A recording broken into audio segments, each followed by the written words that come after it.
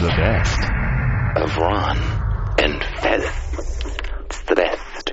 Ronnie, I can't wait. You know I don't read. No. This may be a book that I read.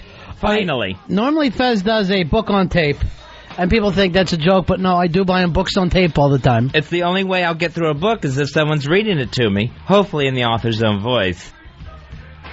So this one I want, Ronnie, the Heather Mills autobiography. Now, is she going to be reading this on tape? It'll probably either be her or Paul McCartney. I'm not sure. So this one I gotta check out. Now, Heather Mills is Paul McCartney's new wife. His brand new one-legged wife. And I believe she is now the keyboard player for whatever band he'll be in next. And she didn't even know how. Well, that never stopped the wives in the past. So she's got this book coming out, Ronnie. Yeah. And all kinds of Heather Mills good stuff in it. Well, why shouldn't she write a book? She's a really interesting person. So there's one part where she used to live in a London flat, Ronnie, with a woman named Gloria, who turned out to be a lesbian who was in love with her and tried to kill her. Yeah? So she once lived with a killer lesbian. Now, what do you mean by flat? I think studio apartment. Is that just an apartment, a flat? Yeah. But that's what they call it in old London town. Now, here in, I thought a flat in New York City was one of those apartments where you don't even get a hallway. So you kind of got to walk in, you walk into a little living room, then into the kitchen, then into the den, then into the bedroom. Oh, I see. You know, there's no hallway. You just get, it's just one flat level. I believe that's, but I don't know why, it seems like all apartments are flats. I don't know why they get, somebody told me it comes from railroad flat, but I don't know where that comes from. But I think in England, anything's a flat. Yeah, you always hear flat coming out of the British people. Yeah. All right, it talks about how she lost her leg at age 25 when a motorbike ran over her, a police motorbike. That's a great thing. It goes into her childhood that I can't wait to check out. When she was 10, her father was a con artist, and she was already shoplifting at age 10, Ronnie. So that, she talks about when she was 8, she got molested by a pedophile. This woman has had quite the life. At age 9, her mother left, and her dad started beating her and her siblings. All right, so who molested her at 8? It just says by a pedophile. So, we may not get to find out. It may have been Ringo. I don't know it. I haven't read the book yet. So at age 9, when her dad started beating her, she said one of the worst beatings is when they broke the brand new washing machine, that her dad grabbed her and her siblings all at once. Pulled her leg off? And went, no, she hadn't lost a leg yet. And kept punching him in the chest until they begged for mercy for him to stop. Giving him the heart punch over and over. Not for nothing, but whose dad didn't do this at least once or twice? At age 13, when she was in school, she really started to develop. And in fact, her pups, she said, were overdeveloped at age 13. Maybe that came from the punching. It could be. She ought to thank her father at that point. He punched it out. And she picked up the nickname Watermelon Tease. I didn't even know they had watermelon in England. So she got that name. Then, of course, she ran off after her father was arrested. She ran off and joined the carnival, lived as a carny, cleaning up puke off the rides and living in a cardboard box. What is this, The Jerk? Is that the name of this thing? It's ridiculous. She was born a poor black child. Heather Mills. This thing's going to be great. There's a tragedy on every page. Sure. What's the name of this book, Fezzy? I want to read this book. I'm not sure. I think, Ronnie, it's Kickstand, the Heather Mills story. You are lying. Tell me you're lying. I'm not sure exactly what the name of this autobiography is. It's I'll Never Dance with Another, the Heather Mills story. I think it's called, seriously, You Got Me Pegged. The Heather Mills story. Peg of my heart. Pulling my leg. Off. The Heather Mills story. I do believe this thing is called One Less Shoe to Tie. The Heather Mills story. I'm stumped. The Heather Mills story. I want to get this, Fez. Shake a leg, but not too hard. The Heather Mills story. Here's David. David, you're on Ron and Fez. David, go ahead. Buddy. Yeah, buddy. Hey, Lean on Me, the Heather Mills story. Very nice.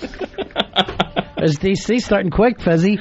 Out of the box, starting the comedy pyramid. Very nice. They're on their way. Here's Barry. Barry, you're on Ron and Fez. Hey, Barry. $86.99 here. Hooah! I read the book. I know the title. What's that? The Heather Mills Story, A Farewell to Leg. Well, that does sound good. I'm going to pick this up as long as it comes out on tape. Here's our buddy Quinn. Quinn, you're on Ron and Fez. Hey, Quinn. 18455 checking in. This is not our buddy. Hooah! We just have a bad phone screener. Oh, horrible phone screener. Go ahead. I'll be your buddy. All right, buddy. Sad.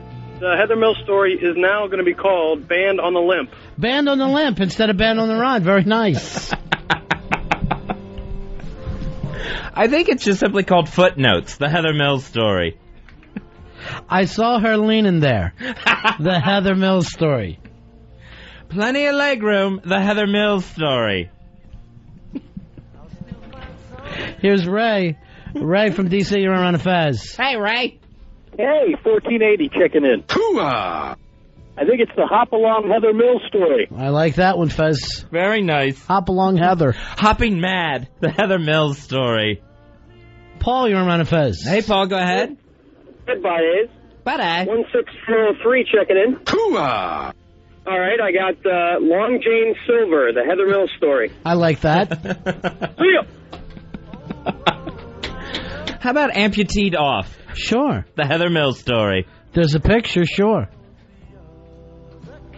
Here's Kenny. Kenny, you're on Ron and Fez. Kenny, go ahead.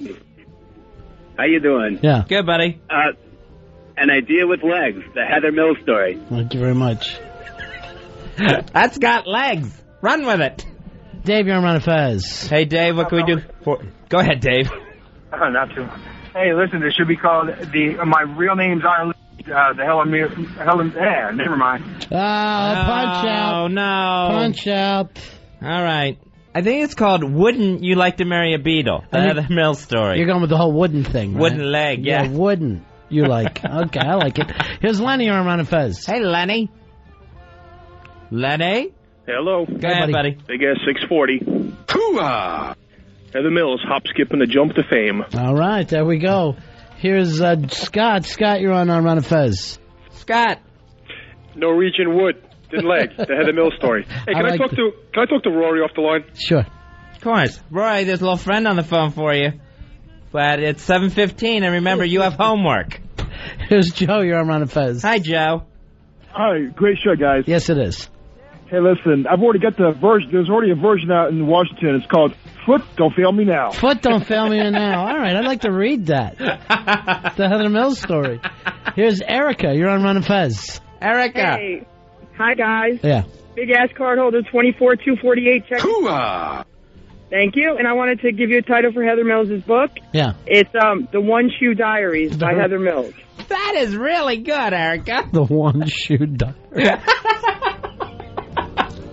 That was a girl, too. Yeah, girls are funny now. Here's Adam. You're on Ron and Fez. Hey, Adam. Hey, what's up? 23723, checking in, boy. Hooah!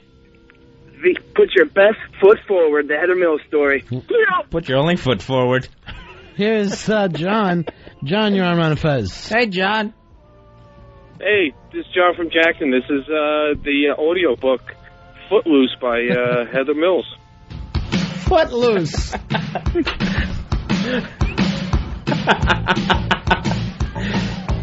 Or loose foot, however you want to interpret it. The Heather Mills story. Patrick, you're on Ron and Fez. Hey, happy hump day. Happy hump day. There you Sure. go. I hopped over the rainbow, the Heather Mills story. Thank you very much. Here's Roger. Roger, you're on Ron and Fez. One-legged woman in an ass-kicking contest, the Heather Mills story. All right, there we go. That's with Paul's daughters. Here's Matt, you're on Ron and Fez. Matt, go ahead, buddy. 27415. Yeah, buddy. Hooah! Hey, it's Come on, Eileen, the Heather Mills Story. Come on, Eileen. All right, thanks. Appreciate it. Mikey D says he's got one he wants to add, too. Wow, nice. Mikey D, the dealer, is in the game now. The drummer dealer. What is it, Mikey D? The Heather Mills story. This boot was made for walking. All right. And I'm your announcer, Mikey D. Very nice, Mikey. Here's He's so proud. Look at why him. wouldn't he be? He loved Nancy Sinatra. Here's Catherine. You're on Ron and Fez. Catherine, go ahead. Hey, it's Get a Leg Off, the Heather Mills Story. Thank you very much, Brian. Brian, you're on the Ron and Fez show. Brian. Hey, Yeah, buddy. It's called When I Swim, I Go in Circles. The Heather Mills story. Thank you for that meanness. There you go, Fuzzy. I love it. Naming the new Heather Mills autobiography tonight as we build the comedy pyramid on Ron and Fez. Here's Ringo. You're on Ron and Fez. Ringo. Hey, buddy. Hey, buddy. Blue suede shoe, the Heather Mills story. Here's Convertible Paul. You're on Ron and Fez. Convertible Paul, all right. Convertible Paul, first-time caller. The Heather Mills story. Waiting for the other shoe to drop. Thank you very much. And waiting. Here's Chuck. You're on Ron and Fez. Chuck. Hey, what's up, guys? This is Charlie. This is Charlie. This is what we're doing for Charlie. This is Charlie. This is Charlie. This is Charlie. Oh, yours is getting better, Fez. I think you bypassed me. I think it's the cold. Yeah, this is Charlie. This is Charlie. Oh, that's very close now. It's actually an instructional autobiography. It's Stump Care for Dummies, the Heather Mills story. Oh, I wouldn't mind seeing that. I'm reading that one, Fuzzy. Okay. The Heather Mills autobiography. Only one Schindler's List. The Heather Mills story. I don't get that one. One shin. One shin. Schindler's. Then it's like Schindler's List. Right, see? One Schindler's List. Thank you. That's great. I didn't know you were going. It's all good. Yeah, I didn't know. Yeah. Here's Balky. Balky, you're on Ron and Fez. Hello, Balky. Balky? It's Alky, guys. What's up, buddy? Oh, Alky. Alky there. Boy, you'd think the Alky running the phones would realize that. Yeah, but go ahead, sorry, Alky. Balky. Looking for my cousin Larry. I heard you going Shakespearean with two knees or not two knees. Two knees. Or not two knees. See you tomorrow, Alky. Taking a knee. The Heather Mills story. Oh, that'd be sad, wouldn't it? Taking a knee. Here's, I need the phone people to really help. Here's Matt. Matt, you're on Ron and Fez. Matt, go ahead. Yeah. Hey, Ron and Fez, what's going on? Hey, buddy. Buddy. All right, it's The Long Hobble Home, the Heather Mills story. What could be better than that? Here's Scott. They're so good. Yeah, these are good. Here's Scott. You're on Ron and Fez. Hey, guys, what's up? Hey, Yeah. Scott. At least I'm not Christopher Reeves, the Heather Mills story. Yeah, that was always nice. Sure. At least I'm not Chris Reeves. Poor Chris. Here's Andrew. Andrew, you're on Ron and Fez. Andrew, go ahead, please. Buddies. Yeah. I saw her wobbling there. The Heather Mills story. I saw her wobbling there. See, JFK's got it now, Fez. They are very good at building a pyramid, hopping right into this. I got a nervous one here, though. Paranoid. Hey, buddy, you're on Ron and Fez. The Heather Mills story. Gone with the leg. Sorry, guys. Bye. All right, shit. Gone with the leg, Fezzy. Okay. Get the joke? Yeah. Instead of going with the win? Well, I understand, It's but gone with the leg. it's not going to top a pyramid. Oh, no, it's not gonna. It's not gonna top, but he's in there. He's making things happen, and we're building bridges. Here's Brian. You're on Ron and Fez. Hey, Brian. Hey, Forrest Limp, the Heather Mills story. Forrest Limp. Then he giggles in the middle of Sure. it. Heather Mills, her new autobiography's coming out. Here's Jason. Jason, you're on Ron and Fez. Hey, Jason. Fellas, 12589. Hooah! Fellas, love a beetle, hate a termite, the Heather Mills story. Very nice. That was really good. Yeah, that was a good one. Here's Sean. You're on Ron and Fez. Hey, guys, the Heather Mills story. My left foot is missing. See, he did the pause, Fez. You know, like my left foot? Right? He did my left foot. Is missing. Makes it a very strong pyramid joke. Oh, sure. You kidding me? The guy's got timing. Sure, it's timing, by the way. Timing. You got the accent on the wrong syllable. Timing. Here's, now you sound Chinese, don't you? Carl, you're on Ron and Fez. Hi, Carl. Buddy, 11467. Hooah! The Heather Mills story. Putting one foot in front of the same foot. That's very good. That's very good stuff. What more do you want? Joey, you're on Ron and Fez. The Heather Mills story. Got wood. Got wood, Fezzy, instead of got milk. Right. See? I'm with him. You got him? I got him. Here's Gibby. I hope that's it, or maybe it's Ibby. Sure. Gibby, you're on Ron and Fez. Hi, Gibby. Hi. Yeah. Heather in the sky with one leg. The Heather Mills story. So blunt. Heather in this guy with one leg. So maybe she's taking him. All right, here's a nice ass in the business. It's Solara. Solara, how you doing? Solara. Hey, guys. How are you? Hey, baby. I got Out on a Limb, the Heather Mills story. Oh, Out on a Limb, Fezzy. Shirley MacLaine on a sewer. How's your bellyache been doing? You? The kids are okay with it? Yes, they're fine. We'll tell that story another night. Yes, we will. All right, bye-bye. I never know what's going on. She told me the story at Bar 9. Oh, really? Say this, the kid walked in, and she had to say, Mommy has a bellyache. That's why I'm rubbing and moaning. Oh, Mommy has a bellyache. Here's... Good thinking, Solera. Yeah, I like when people drink and talk to me. Here's Tommy. Tommy, you're on Ron and Fez. Tommy. Card holder 16818. All right, my brother. One shoe short of a walk. The Heather Mills story. One shoe short of a walk, Fezzy. Very nice. Here's Thumper. Thumper, you're on Ron and Fez. What's up, guys? Hey, buddy. All right, we got Uneven Pavement, the Heather Mills story. I don't even get it, but I like it.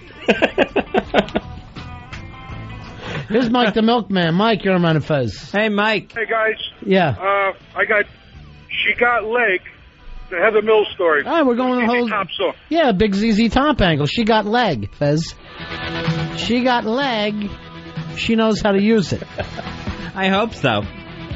I guess she takes that thing off at night when they get into bed, huh? Yeah, you can't sleep with that on. It's like sleeping with a baseball bat attached to you. He doesn't have to worry about getting kicked at night, though. You think you ever... Oh, yeah. You would have to. What's the first thing I would do? You would have to. How could you not? I'd be right on the stump. Here's Pete. He's so lucky. Pete, we're building the Comedy Pyramid. How you doing, buddy? Hey, Pete. Guys, so I got one. It's One Small Step for Heather, the Heather Mills story. That's very good. Maybe there's no more jokes, Fuzzy. Maybe this is as high as a Comedy Pyramid can go. It's starting to get in the clouds now. Oh, it's too high. Here's Al. Al, you're on Ron and Fez. Al. Yeah. The Long and Limpy Road, the Heather Mills story. That's cute, Fez. Long instead of winding. I love it. He went with limpy. I understand. All right. You look puzzled. Here's Tom. Tom, you're on Ron and Fez. No more sorting socks, the Heather Mills story. See ya. There's one thing I don't have to worry about anymore. I now own twice as many socks. Yes, if I could think of a positive that's come out of this, no more sock sorting. Kathleen, you're on Ron and Fez. Kathleen. Hi. Hey. Hey, calling from WJFK. I'd like to sing my title. Sure, go ahead. Please. Live this way! The Heather Mills story. Very nice, Fez. He's a girl, new caller, and was able to pull off a little Aerosmith sound. Very nice. Added the twist of singing her Comedy Pyramid entry. Very, very nice. Here is Kate. Kate, you're on Ron and Fez. Kate, go ahead. Hey, guys, it's Kevin. I think I hit the wrong thing. All right, my fault. That's all right. Yeah. 2 socks is too many. All right, thank you very much. Now let's go over to Kate. Kate, you're on Ron and Fez. Hello, Kate, on line 8. The Heather Mills story, my splintered past. See, that was worth waiting for, Fez. Thank you very much, Kate. I want to tell you something right now, and I've said it all along. Women are funny. Women are funny. We got great ones calling this show. Yeah, here's John. I think. Yeah, John, you're on Ron and Fez. 1939 here. That's a great year. Thank you. What you got, Johnny? I got A Tale of One Nike, the Heather Mills story. Thank you very much. Building the Comedy Pyramid tonight with Heather Mills' autobiography. Here's Paul, you're on Ron and Fez. Hey, Paul, go ahead. I hear they're making a new children's book, Stumpy Dumpty. Stumpy Dumpy, Fez. Stumpy Dumpy. Right. Too many jokes now? You think we've already taken as far as we can go? No. With this Heather Mills story? I think we're fine. I think we're good. Missy, you're on Ron and Fez. Hey, one less leg to put up against the headboard, the Heather Mills story. Thank you very much. Women can be brutal, huh? Women can be brutal. Yeah, women can't stand each other, Ronnie. Lance, you're on Ron and Fez. Buddy. Yeah. Buddy. How about the agony of the foot? Oh, what more do you Heather want? Mills story. What more do you want than that, Fuzzy? That's gold. This pyramid is huge tonight. Yeah, we should be mining this thing. Everyone's doing a great job on the pyramid. Here's Barry. Barry, you're on Ron and Fez. Hey, Barry. How you guys doing? Hey, buddy. I actually got 2 real quick. Oh, good. One small step for man, one wooden leap for mankind. Very nice. Okay. And the longest mile. They're both good. They're both good. Usually when you attempt to. Right. It's a problem. overkill, and you should stick with your strongest. Here's Kirk. Kirk, you're on Ron and Fez. Hey, Kirk. Hey, what's up, guys? Hey, buddy. I'm from D.C., 22151. All right, buddy. I got Heather Mills in One Shoe Over the Cuckoo's Nest. You're just throwing stuff out there now. You're just chucking stuff now. Here's Gene. Gene, you're on Ron and Fez. Hey, Gene. We got Kevin Costner directed. He's going to direct a film. It's called Dances with Flamingos. Because they stand on one leg. Fezzy, you get that joke? Yes. I've seen a flamingo. Dances with Flamingos, though, as a movie? Come on.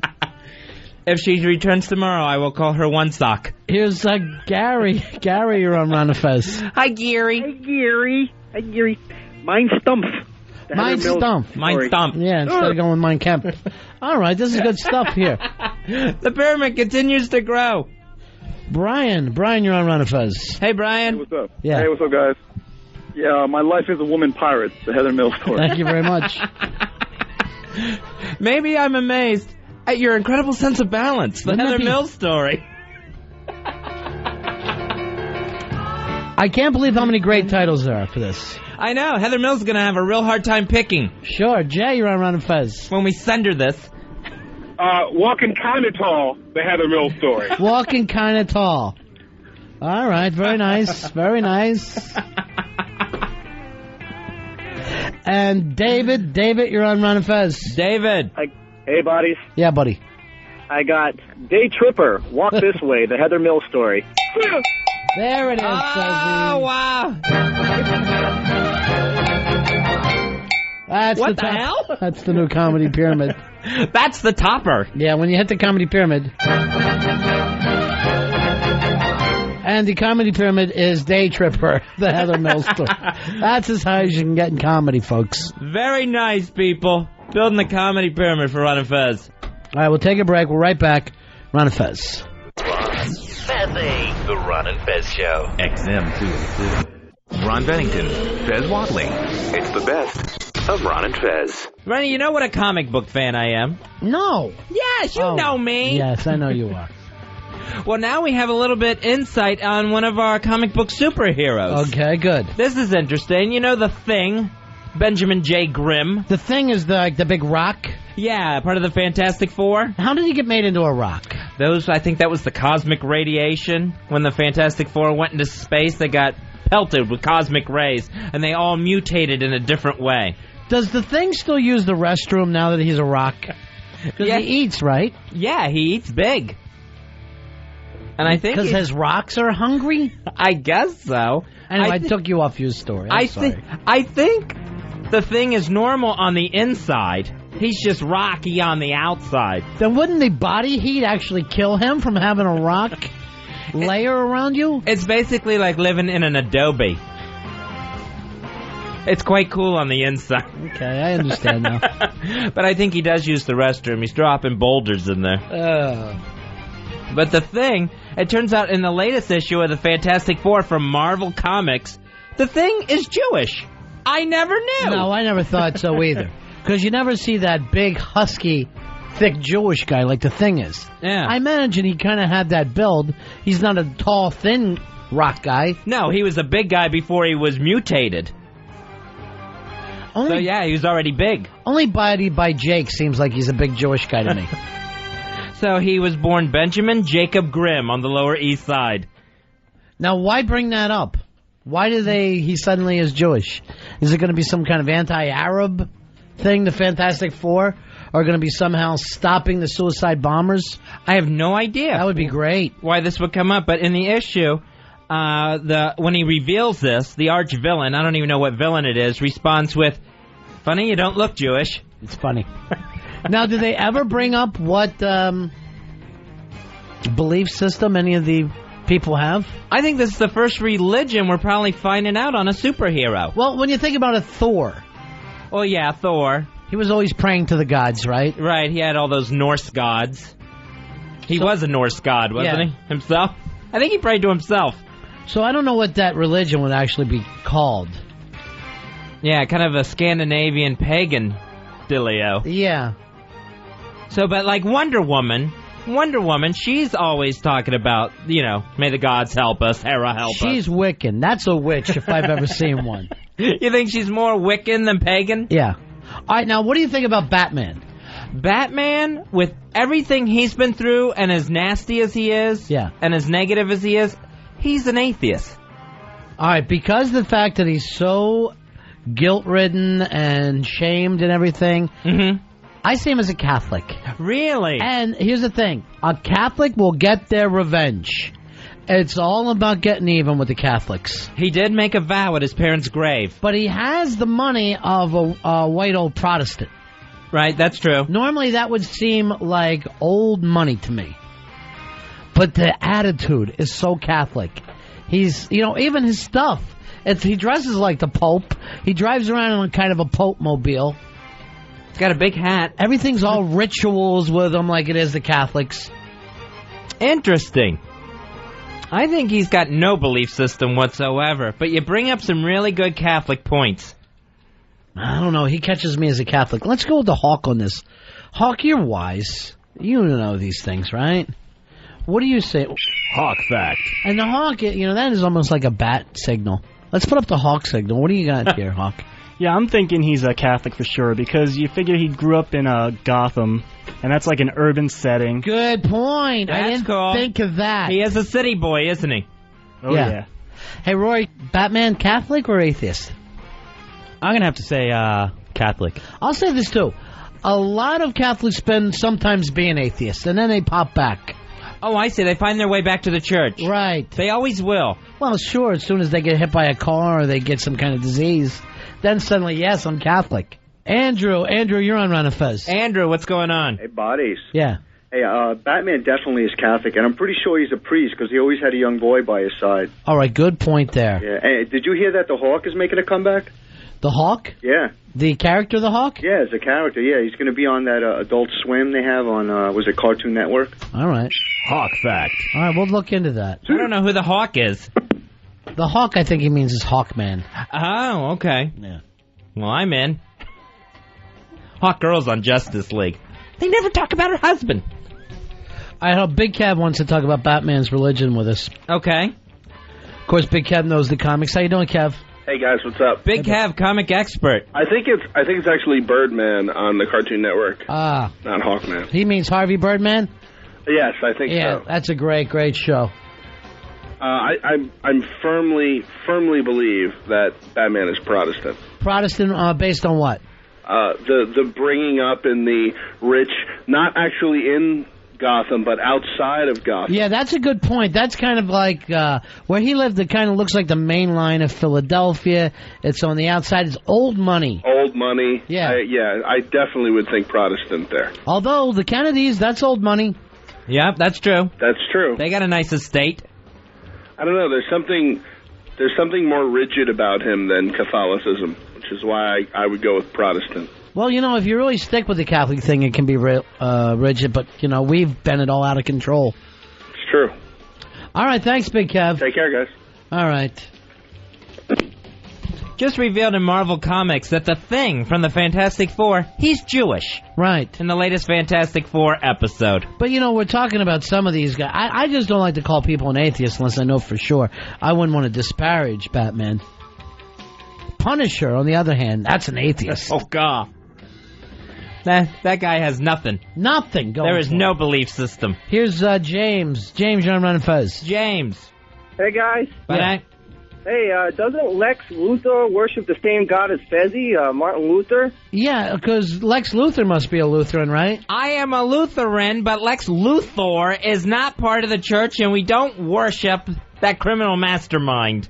Oh, I seem to screw that one up all the time. See ya! All right, sit. Thank you for the call, James. Here is Dave. Dave, you're on Ron and Fez. Dave, what's going on? Hey, how's it going? Clark Kent often went to church with his parents. Clark Kent. Now, with Superman, I wonder about this.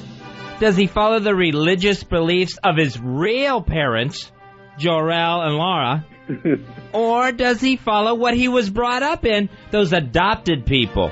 That the is Kents. Confusing because I bet he was one of those people like, yeah, he thinks he's a Methodist, But then later he's an American Indian. You know what I mean? As soon as he really finds out about his heritage. You know, as soon as he finds out what he really is, he's going to go looking for his roots. I'm sure he's praying to Ra, the sun god of Krypton. And really he should. I mean, that's where he's from. That's, biological didn't bother. Sure. Well, I mean, he did. I mean, got him safe. Chris, you're on Ron and Fez. Hey, Chris.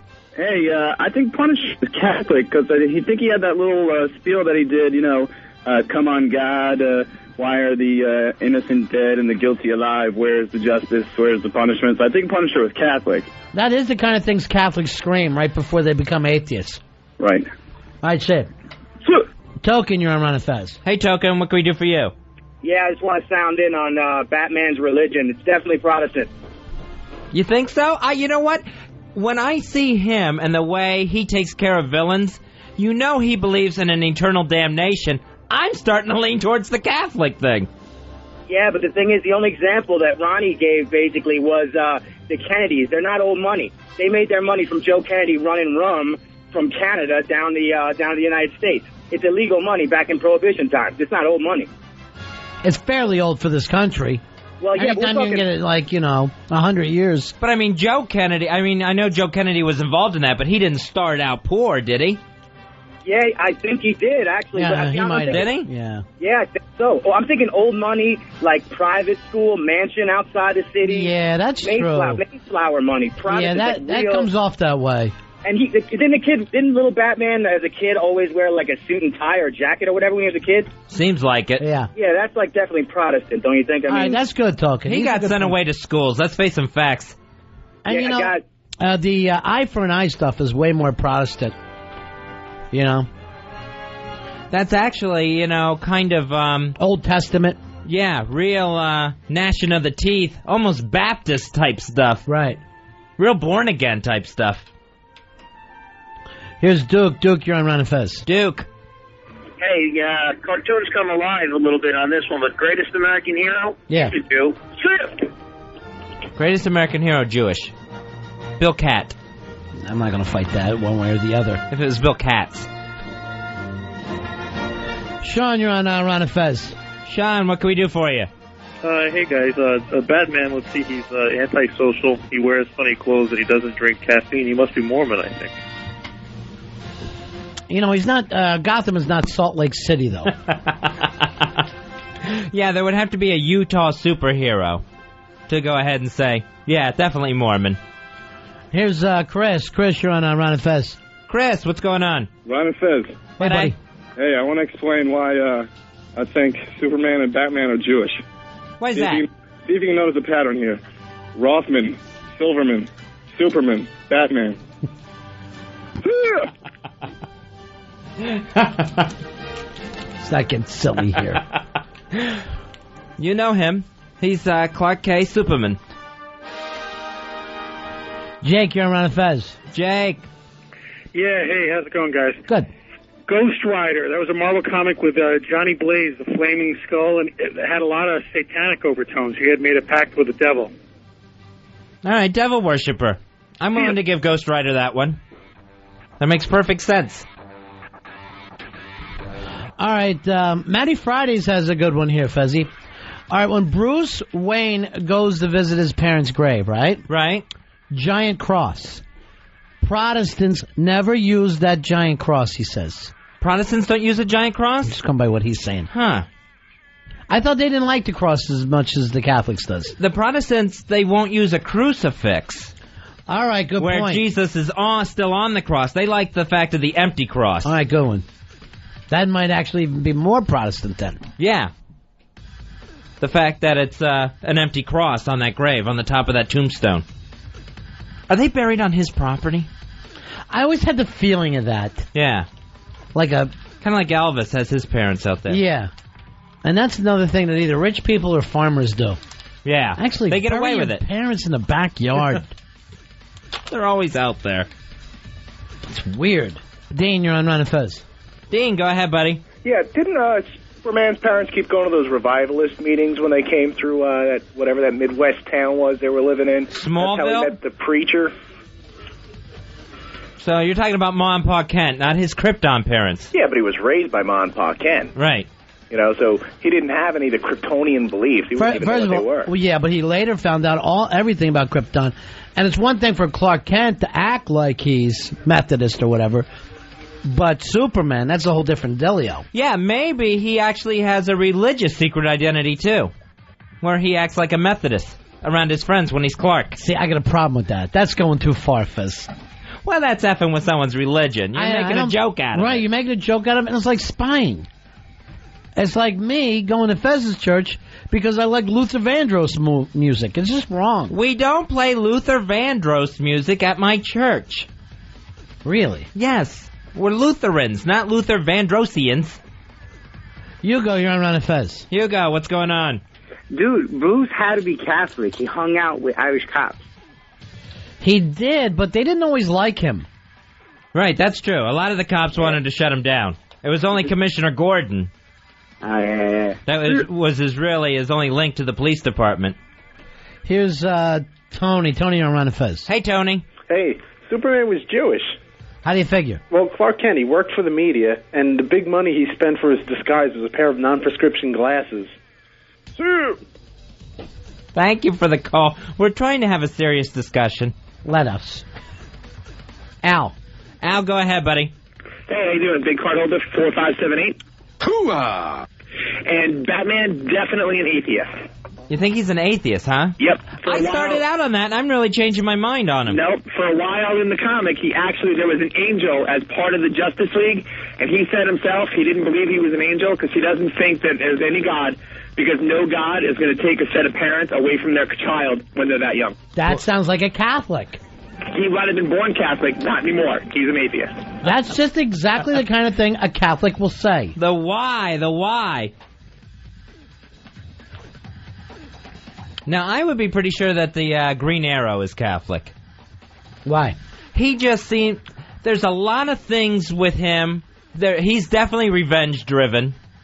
There's a lot of things that he just says in his dialogue that it would be Catholic. And he's one of the most liberal superheroes there are. Mm. You know, you could see him doing, marching with the Kennedys. And the green thing.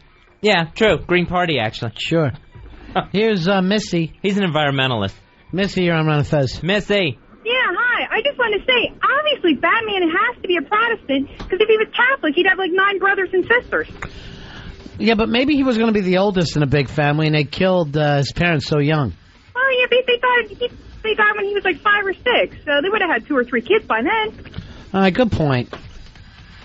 It does seem like a Protestant now.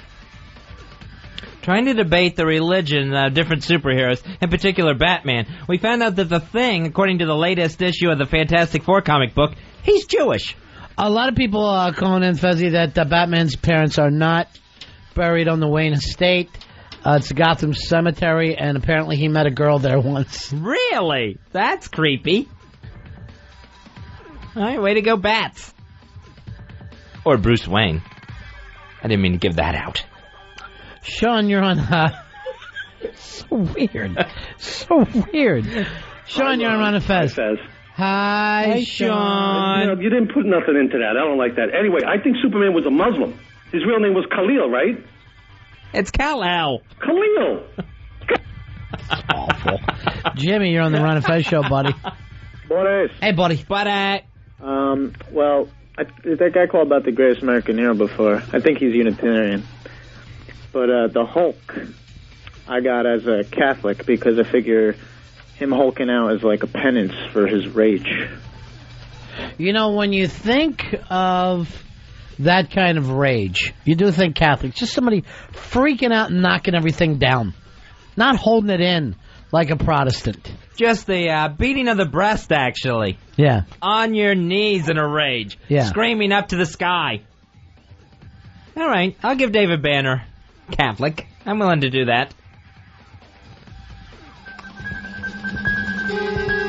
Here's Tom. Tom, you're on the Ron and Fez show. Hey, Tom. Hey, guys. Bye-bye. Shouldn't it be the Fantastic Foreskin? No? No, we're not doing a comedy pyramid, but thank you. This is more of just a roundtable discussion. Sure. Roundtable discussion. John, you're on Ron and Fez. Gentlemen, Batman was Episcopalian. How do we know? Because it's a form of Protestantism that's almost exactly like Catholicism. So you got the best of both worlds. Episcopalian, I think, is as close as you can be to the Catholic with the rituals and everything. It's Catholic light. Without being Catholic. Yeah, it's Catholic light. They even have bishops and stuff. All right, thanks a lot. And priests. Brian, you're on the Ron and Fez show. Brian, what can we do for you? Superman had to be Catholic. Why is that? Well, if you ever remember in one of the comics, I can't remember which, they had an evil Superman, and there's no evil really in too much in the Jewish. And what are Catholics constantly going to the church for? Confess their sins. I'm pretty sure that every other religion has an evil thing. You could be evil. Right. Now, if, let's say, Superman was Methodist, what would Bizarro be? He would have to be the exact opposite of Methodist. To me, the exact opposite of every religion is Lutheran. No, it's not. Bizarro is not Lutheran. To me, that is. That's Bizarro. Is it even a real religion? Yes, it's a real religion. There's churches everywhere. Churches are just houses. Churches, houses of God. I just picture a sign outside of a barn that's hand-painted Lutheran with a picture and misspelt. And then, the R's backwards. And then there's just some kind of bad picture of Luther Vandross. There is no picture of Luther Vandross on our church. Get rid of the Luther Vandross music, Hawk. Fez feels like it's Sunday. I do not. We've never had this sung in our church. You can switch out of that and get into a real religion. I'm fine where I am, thank you. Why don't you become Marvin Gaye? I am not going to be Marvin Gaye. Then you can actually tell people you're gay without judgment. Marvin Gaye? Hawk, enough. Yeah, this is awful. There you go. I could never worship that guy. Neither do I. Andrew, you're on Ron and Fez. Hi, Ron. Hi, Fez. Hi, Andrew. David Banner, Jewish. Have you ever seen a guy named David who was Jewish? David Eisenhower. Was not Jewish. Thank you. He's thinking David Lee Roth. Dave, you're on Ron and Fez. Dave. Yeah. Go ahead, buddy. How about Daredevil, Matt Murdock? Irish Catholic. Murdoch? Yep. Yeah, I like it. I'm Matt Murdock. Definitely Irish Catholic, big city boy, went blind. That was always the saddest thing, huh? A blind superhero. Yeah. Poor guy. Is Ben Affleck still doing that role? Is that going to still happen? Yeah. Ben Affleck as Daredevil. And Michael Clark Duncan is the Kingpin. Is Gwyneth in this anywhere? I don't think so. I don't think Gwyneth is going to be in this one. You see the picture of her in the Post today trying to walk down, and I guess the photographers were around her? No. And she had spilled coffee on her teeth. Oh, nice, Gwyneth. Because you know that they're in their faces when they're trying to walk down the street. Ever since she won her Oscar, though, she's getting a little piggish. In what way? I mean, sloppy. She really, she won the Oscar, then look what she was a mess at the next year's ceremonies. She's really not cleaning up anymore. Yeah. I don't know what her problem is. I don't like grunge Gwyneth. I don't like it one bit. It's not really grunge anymore. She might be alt-rock, Gwenny. She still looks good to me, though. She's just acting like a slob anymore. Even with coffee on her teeth, the first thing I thought is I'd suck that off there. Here's John. You're on Ron and Fez. That's something I'd expect out of Billy. Hey, John. Hey, boys. Hey, buddy. 7724. Hoo-hoo-ah! Nice. Gwyneth Paltrow, I'd like to stick it in her. Yeah. Because in Shallow Hal, she looked pretty good. Anyway. She looked even good in the fat suit. Oh, yeah. Superman's a Puritan. You know, I could see Superman being Amish with those Kents raising him. All he needs is the beard without the mustache. What was he saying that Superman being a Puritan? He says Superman's a Puritan. He always does the right thing. That's a Catholic. He's farm folk. He may be Amish. Did he sell produce on the weekends? Here's Joe. You're on Ron and Fez. They do other things besides that. Hey, Joe. Hey, buddies, how you doing? Go ahead, pal. I have a theory on Robin. Yeah. Robin must have been Hindu because he was always saying "Holy cow." We can't constantly joke about things, and we're really trying to figure out the religion for superheroes. Some of these superheroes. What about somebody like Captain America? Captain America, you know, he stands for everybody. Yeah. He's such a hero for every American. I would picture him as being non-denominational. He's just nationwide, Captain America. That's Protestant. When you're non-denominational, you're Protestant. Because to us Catholics, all you people are non-denominational. We understand the Jews, we understand the Muslims, we understand the Buddhists, but you Protestants, come on, get in the church. All right, when you're so Protestant, you can't even pick a section of Protestant to be in. They're all the same. That, to me, is the other in the pie graph. Hey, Heckler sent me something here, Fezzy, from Christianity Today, and the name of the article is, sure, Superman's Protestant, but what's Batman? Really? Yeah. This is so cool. And they're basically asking, is he Catholic, Episcopalian, or Presbyterian? That's very funny. They come up with any answers? No. They're fighting. None of the good studies do. Well, you know how religious stuff are. They just, fight over it. Now, Ronnie, with the Flash, I'd say Jehovah's Witness. The guy could hit so many doors on a Saturday so fast. All right, now you're into the joking. Sorry. Here's Jerry. Jerry, you're on Ron and Fez. Jerry. Hi, Ron. Hi, Fez. Hi, Jerry. I figured out what Superman is. What's that? He's not an atheist. He's not a devil worshiper. He's a Scientologist. Why do you say Scientologist? Because he's freaky and creepy, and he's from Krypton. No, all right, thanks a lot. Don't Scientologists also kind of believe that we are gods ourselves or something? That might be an actual good one. I thought they thought that aliens brought us here. Yeah, which would be Superman. Aliens brought him here. Very nice. Jake, you're on Ron and Fez. Jake, what can we do for you? Hi, Ron. Hi, Fez. Hi, Jake. Yeah, I think the penguin is acidic. The top hat, black clothes, the cane. I'm not going to sit here. I'm looking up, and half these things, Wonder Boy, are now getting stupid. All right, we want to have an actual discussion on the known comic book facts. And we're not discussing supervillains. Here's Joe. You're on Ron and Fez. Joe. Yeah. Yeah. Batman was a Jesuit. A Jesuit. All right, tell us about... Listen, he's extremely self-disciplined. He's fanatical. Yeah. All right? He wears robes. He was a Jesuit. Anybody who's gone to a Catholic school or Catholic university knows he's a Jesuit. It does have that. And then also, Fez, having Robin is almost like having an altar boy with you. There you go. He hangs out with a young boy as his ward. Yeah, he's training the kid. And he's got the kid in robes and capes, too. Right. And the Catholics will bring you right in at an early age. Because an altar boy, it's almost like being a priest and you're 11. Yeah, you're participating in all the rituals and ceremonies. Trust me when I tell you, every altar boy feels better than their family. Like they were somehow chosen. That's a good feeling. Here's Dan, you're on Ron and Fez. Dan. Hey, Ron and Fez, how you doing? Hey, buddy. Aquaman, he's a Catholic. Why would you say that? Well, the symbol of Christ is a fish, and where the baptisms take place, in water. That's true. I don't think Aquaman could be a Catholic. He's not going to agree with any religion that believes in eating his friends on Friday. You don't think Aquaman eats fish? He talks to the fish. They're his friends. He talks them into his mouth because I'm going to explain something to you, Fez.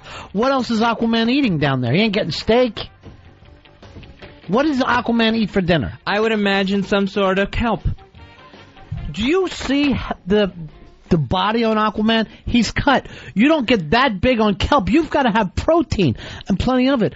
I see Aquaman eating clams in the morning, fish, probably huge tunas. Swallow them whole. So you think he's eating the fish that he's not using, that he's not talking to? I think that he could use them and then turn around and eat them. Oh, why would he do that? You're confused about how... He can't have a tuna save his life and then eat him. Here's what you don't understand. You act like he's friends with them. Like when they're not out solving crimes, they're sitting around talking, enjoying themselves. No, he uses them like tools, like they're cattle or horses. He's supposed to protect the seas. He does. That's included, all the life in the seas. The Indians protected the earth, and it didn't mean that they didn't eat buffalo. Oh. You got to go through and prune things. What if there's too many shrimp? He's got to go in and have a big pot of them. I can't imagine. I mean, the Indians didn't have the one-on-one relationship that the Aquaman does. These things actually come to his aid. They love him. All right, let's just go back to physique. How did he get that big on kelp? You can't. There's got to be some sort of protein. You know, he's got a swimmer's build. No, he doesn't. Not the new one. Look at him. He's cut. I mean, he's cut. The arms are unbelievable. The forearms themselves, he can bend steel down there. I don't think he's eating his friends to get that way, though. They're not his friends. They save his life. That doesn't make you friends. A car could save your life. You're not going to sit down and take it out to dinner. You wouldn't eat it either. I can't imagine that Aquaman's eating the fish. What else is he going to eat? You got him living his life like a sea lion. They must have something for him down there. Who's they? Atlantis. They eat fish. And then, so he's going to talk to a fish, and then the next thing you know, turn on it. That thing's going to come save him from Black Manta. All right, here's what you don't understand. And then he's going to start chomping on it. You act like he talks to them. I say he just directs them. If he ate them, they would never come near him to help him. They don't have a choice. He thinks something, they do it.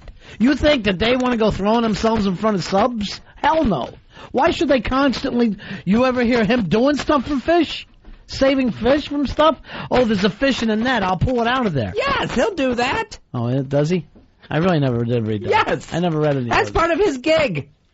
So he'll go and help a clam. Yes, only to eat it? Why would he help? Why would he help one? Because it's one of his citizens. Pete. George W. Bush doesn't eat us. I feel like he is. I literally feel like that man's eating me. Pete, you're on Ron and Fez. Yeah. Pete. Now, Aquaman, he's got this ability to come to land. You think he's got that just to solve crime or to maybe dine out? What do you think? He's going to come up 3 meals a day? He'll just come swimming out of the East River and go to a diner for breakfast, dive back in, go back to Atlantis? Maybe. Once lunchtime. Maybe he gets kelp to hold himself over, but let's say he comes on 7 o'clock at night, he goes gets himself a nice steak. You telling me... He's got no regard for land animals. Pete, at this point, I know, because they won't listen to him. Pete, you're trying to tell me you're going to be surrounded by all that food, and you're not going to eat some of it? You're going to be thinking, when do I come up? Now, I think he might be munching down on some tuna, like you said, but I don't think to the point where that's all he's eating. Because at that point, doesn't he got like some extended life form? Yes, but I'm saying, where does he get his protein from on a daily basis? Do you think there's a pecking order? There's obviously a food chain in the ocean, but do you think there's a point where Aquaman, there's some fish that are his buddies, and then other fish, like shellfish, yeah, that can't possibly save him? First of all, and that he has no use for, he's eating them? I don't think he's going to eat a whale. I don't think he's like a maniac cannibal down there. But I do think he's thinking, I'd like a nice fresh tuna. I can't imagine him ever eating any of the sporting fish. I don't think he eats any of the mammals. He's not going to chew on a dolphin. No. But will he sit there and enjoy shrimp, tuna, any kind of game fish, halibut?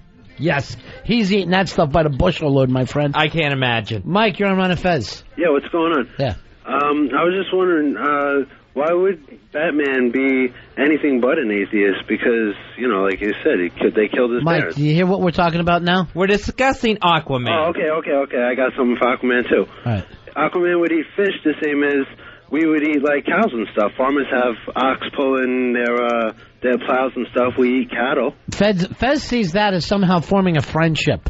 I see Aquaman on being on a different level with the animals of the sea. The sea creatures. No. They're like pretty much mindless. Ronnie was right before. Thank you. They tell him what they do. He tells them what to do, and they do it. That they are mindless. Exactly. They're mindless, just like we eat cows. You see what I'm saying? And happily. But if Aquaman's going through the sea as a predator, there's no fish that's going to come near him. They're going to run from him like he's a shark. Do you think a fish has a memory? You go to a school of fish and say, come here. He directs them directly into his mouth. He unhinges his jaw, and he's eating schools of fish. Oh, I can't imagine. I bet the bastard's eaten at least one seahorse in his life. If that's true, he rides a seahorse. Yes. That would be like Roy Rogers eating Trigger. Here's Brian. You're on Ron and Fez. Brian. Yeah, how's it going? Yeah, you know the new cut Aquaman that Ronnie's talking about? All right, and am I right when I say this? The guy's huge, right? Yeah, he looks like a bodybuilder. Looks like Schwarzenegger. Yeah, he looks great. Yeah, he's got long hair and a long beard. Right. He lost his hand in a vicious piranha attack. That's why he has a spear on a hand. So fish ate Aquaman's hand. Right. I thought that was a villain called Piranhas. No. It was a bunch of fish. He put his hand in some kind of well or something. I don't know. I remember a scene when I was a kid reading a comic book that he had this scared look on his hand on his face, like his hand was gone. Thank you very much. And the Justice League cartoon, he cut it off himself to save his baby. Idiot. Ty, you're on Ron and Fez. Hey, what's up, guys? Hi, Ty. Hey, I just want to say, Fez, you're wrong. He doesn't talk to the fish. It's like he hypnotizes these fish. They're zombies. He's just using them when he needs to. It's not like he's going around talking to them and stuff. Oh, that's awful. I'm not buying it. Fez somehow thinks that after they solve the crimes or stop they're hanging out. They all hang out together. They sit down. They're playing cards. He's the Sea King. He's their ruler. They're zombies. He's supposed to protect them. But there's not an election or anything, Fez. He's just... We don't know that. He's the top of the food chain. He's Aquaman. And this is one of the reasons, because this comic has never been thought out, that people don't like him as much. He's really unpopular, and they ditched him. He lost his own comic book. And I'll tell you this. If I found out that all he ate was plankton and kelp, I'd have nothing to do with him. All right, 40-second delay put together... a beautiful song about Aquaman, Fez. I protect the sea, but no one cares about me. I'm drowning in self-doubt, 'cause all my friends are trout. I'm not really strong, I'm not really fast, but I can get some dolphins here to kick your ass. Well, it's not easy to be me. I wear orange and green, a fruity color scheme. I have no utility belt, and my eyes can't make things melt. But I bet Superman, if he had one wish, well, he'd want that special power to talk to fish. And look at Batman, his world is so dark. He's never had a one-night stand with a Mako shark. It's not easy to be me. The Ron and Fez Show. XM 202. It's the best of Ron and Fez. Ladies and gentlemen, whether you like it or not, Hedwig! Don't you know me? I'm a new Berlin Wall, baby. Try and tear me down. I was born on the other side of a town ripped in two. I made it over the Great Divide. Now I'm coming for you. We're out of Fez. This was the GLAAD Award for Movie of the Year, Fezzy. Well deserved. Best film, Hedwig and the Angry Inch. Now, you saw this film, you saw Beautiful Mind. Isn't this better than Beautiful Mind? This is a great, great film. I didn't sing along once with Beautiful Mind. Did they have songs in Beautiful Mind? I couldn't tell you. Just in John Nash's head. Right. He thought he was in a band. He thought he was in The Who by the end of the film. That would have been great to just have him seeing celebrities. Right. And have Pete Townsend walk through a scene. A young Pete Townsend. Sure. Since it was taking place in the 60s. Right. It would have to have been that My Generation Pete Townsend, who was very tall and thin. I went to the movies this weekend, Fez, and more, I am ordering my tickets and then picking them up in that little machine. Really? Yeah. Now, I've seen commercials for, like, different services that do that, different websites. Yeah. Ooh, do you really? Does it work? You show up, you stick your, you already ordered offline. Right. I show up now, when you go to in Manhattan on a weekend, you're lucky even to get into a movie. True. It's very difficult. I show up, huge line, I just go up to that little ticket thing, put my credit card in, all my tickets pop out, I'm up the stairs. Nice. Save me, I swear to God, 15, 20 minutes. That's excellent, but the online ordering of tickets, I have a little trouble trusting that. You can trust this is a big company. Oh, okay. I think. I'm just, you know... I have, it has an ad, so... My thing is, I order them online on my computer, and then I go to the theater, and I'm thinking, what am I just going to... If it doesn't work, what am I going to do? I ordered this on my computer. And they're not going to believe me. Yeah, I don't know, because so far I've only talked to the machine. I've never had to go talk to a human being about it. Right, it's the human beings that screw things up. You know, even when I go to a concert... Look at AI. I don't like that, we'll have your stuff at the box office. I never trust will call. Yeah. Something bad always happens. It's an awful feeling. Will call is an awful feeling because you can't relax. You can't relax until you get your effing tickets. Right, and then that's when the show's starting. And so you can't calm down till they're in your hand. And I've told Earl and everybody, just get them to send me hard tickets. I know. Because I've had this, well, could it be under anything else? And I'm like, hey, I'm standing here with my chick. We've already had dinner. I want to, All right, hold on. Here's, and you have to go through all that stuff. So finally you just go, let me in, please. Just let me how you doing? Teddy, you're on Ron and Fez. Hi, Teddy. Yeah, I've ordered my tickets like that 3 times. Yeah. And I've gotten my credit card back, my statement, and I've been billed too much. So, like Fezzy said, I really don't have much trust in it. And Ron, wait, what is you didn't have the tickets, or they ordered? No, I got the tickets, but instead of paying for 3, I got billed for 6 once. I got billed for 4, and I got billed for 8. Well, man, you went a lot of times before you actually... Yeah, so I'm going to get the refund, but it's a big inconvenience. Can I ask you a question, Ron? Go ahead, real quick. If Fez and I died at the same time, who would get to heaven faster? I'd have to say Fez. Thank you, Ronnie. Fez would, because you know why, right? Tell the joke. His crap's backed already. Mm-hmm. That's the funny part. What? That's the funny part. What's that got to do with heaven? I think he's saying because your ass has been packed. Yes. Like, your luggage has been packed. But you don't take luggage to heaven. He doesn't know that. He's just trying to make a little joke. It would be like if our planes were leaving at the same time. What he's trying to do is he heard a street joke, so he's trying to make it seem like he made it up. Oh, okay. I hope he never gets the money back for those tickets now. I hope he never goes to heaven. That's without saying. A joke that bad, he'll never get in. He'll be in joke purgatory for a while. Yeah. No, you don't use that. Anything else that you don't use like that, Fizz? Let's see. I don't trust, like we said, we don't trust will call. Mm-hmm. I don't trust those get your tickets online. I don't trust direct deposit. Really? I have, you know what, I would love to. Yeah. I would love to use direct deposit, but I just don't trust the fact that I'm not getting handed a paycheck. Yeah, but even a paycheck is an illusion. You know, you might as well get the cash then. If you're gonna That'd be that, nice. Just pay me in gold. I just don't trust that they're going to make that deposit into my account. Yeah.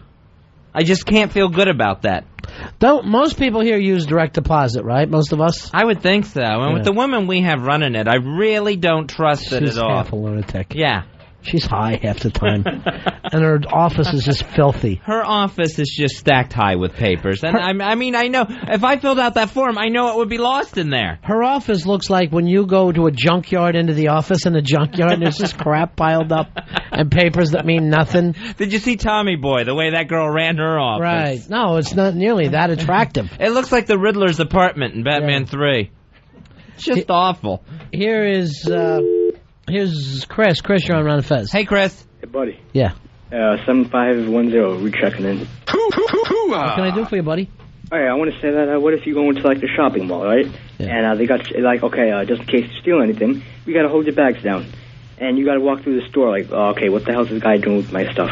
Yeah, that happens in Manhattan all the time. You go walking in, they go, can we check your bags? And I go, why? Yeah, if you go in a record store, video store especially, they just take your bag. A lot of stores do it. The art store right next to here does it, you know? Oh, right, yeah, they do it. And here's the situation. And I said to the guy, and he goes, I go, why? He goes, so you won't shoplift.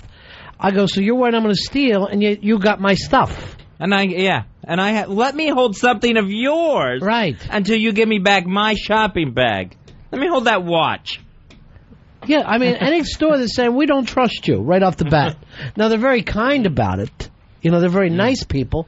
But yeah, I mean, it's saying the same thing. But you get some kind of crazy coaster, some cardboard coaster that they give you with a number on it, and this is worth all your goods. I feel the same way about a coat check. I'm not really crazy about a coat check. You know, this guy, why not at least go through the pockets? Hey, Dan, you're on the fence. Guys, Big Ass 2655. Yeah, hey, Dan. Ron, do you ever use Easy Pass? Yeah, I do. I do not trust that thing. Why not? I don't like the idea that people know exactly where I'm going. You know, I heard a story last year where you know how much time I save with Easy Pass? I don't know. I tried to use one on a rental car once, and they wouldn't let me through the toll booth. Why is that? They said I didn't have my license plate number on file. You know, it was like, it took me twice as long to get through the booth that time. No, the Easy Pass is just, it just reads that thing in the front. It doesn't read your license plate. No, they do. It wouldn't let me through the toll booth. Where was this at? In Jersey? In the Turnpike.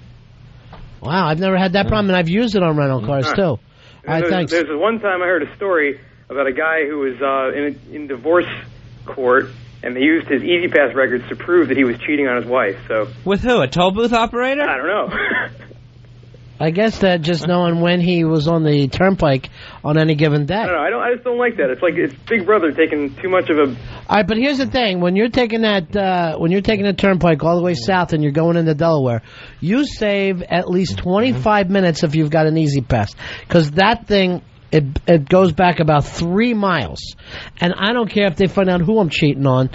I would rather not wait an hour at the end of the turnpike. You're saving time doing it. Now, I was in Florida over the weekend where we have the Sun Pass there. And my dad has it in the car. And we're going down the highway, whatever it is, the expressway. The Sun Pass, to use it, you just have to go ahead and get in the line with the other people paying their tolls. And then it beeps there. There's no Sun Pass lane that keeps you moving. There's not even that many toll booths in Florida. This is the new Sun Express or Veterans Expressway something. In Jersey, I think it saves you a lot of time. Now, one of the problems, like coming into the city, is that it's so cluster-effed trying to get into through the tunnel that everybody's there before you break into that Easy Pass. I think there should be Easy Pass lanes. Oh, nice. 2 lanes just for Easy Pass riders. Hey, Jay, you're on Ron and Fez. Hey, Jay. Hey, how you doing, Ron? Yeah. Hi, Fezzy. Hey, Jay, what can we do for you? Yeah, you were just talking about the coat check a few minutes ago. Yeah. Mm-hmm. And I worked at a 4-star restaurant in Manhattan. I can't tell you the name of the place. Yeah. But we went through everybody's coat. Sure you do. Every night. I always take all my stuff out of my coat before I hand it to them. That's a good idea. You don't know how many people leave this stuff in the coat. What, cash? Cash, credit cards. Did you ever steal cash? Yeah. But, I mean, there's no reason not to lift the guy's dope, because what's he going to come back? I got pot missing?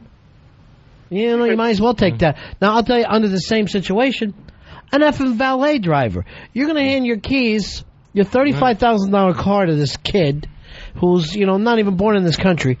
And one of the news actually had hidden cameras. They're watching a guy pull away, and that second, he's popping things open, he's reaching under.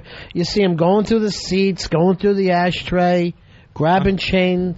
And they did it at all the big hotels, one after another this happened at. Here's Scott. Scott, you're on the Ron and Fez show. How you doing, buddy? Hi, guys. Yeah. Hey, Scott. How you doing? Yeah. You know what I don't like? Hello? What's that? Yeah, what don't you trust? Yeah, you go into a restaurant, and you're not that happy with your meal, and you tell the waiter, can you send it back, or, done enough, or whatever, and I'm just always leery about what the cook's going to do to it after he spent, all this time making it. There's no way I'm sending my food back. You can't. You might as well just say, excuse me, could you take this and wipe it on your balls? Because that's what they're going to do. I'm not happy with my food. Could you please wipe it on your balls and bring it back? What I do is I wait till I get the food. Like if an appetizer comes out wrong, I'll wait till I get all the food, then explain that the appetizer, like the chicken fingers were still raw inside. And I just explain that to them, and they go, would you like another order? No, thank you. I just wanted to let you know. Yeah. Once I have my food. I mean, what do the cook could be having a bad day or something and take it out on you, Cooks are having a bad day every day. Just take that as a rule. All right, thanks a lot, man. All right. Hey, Fez, enough people have sent in on the instant feedback that Easy Pass in New York and Jersey do look at the license plates. And many people said I've had them send pictures of my license plate for me doing certain things. That's very, very strange. That's very, very strange.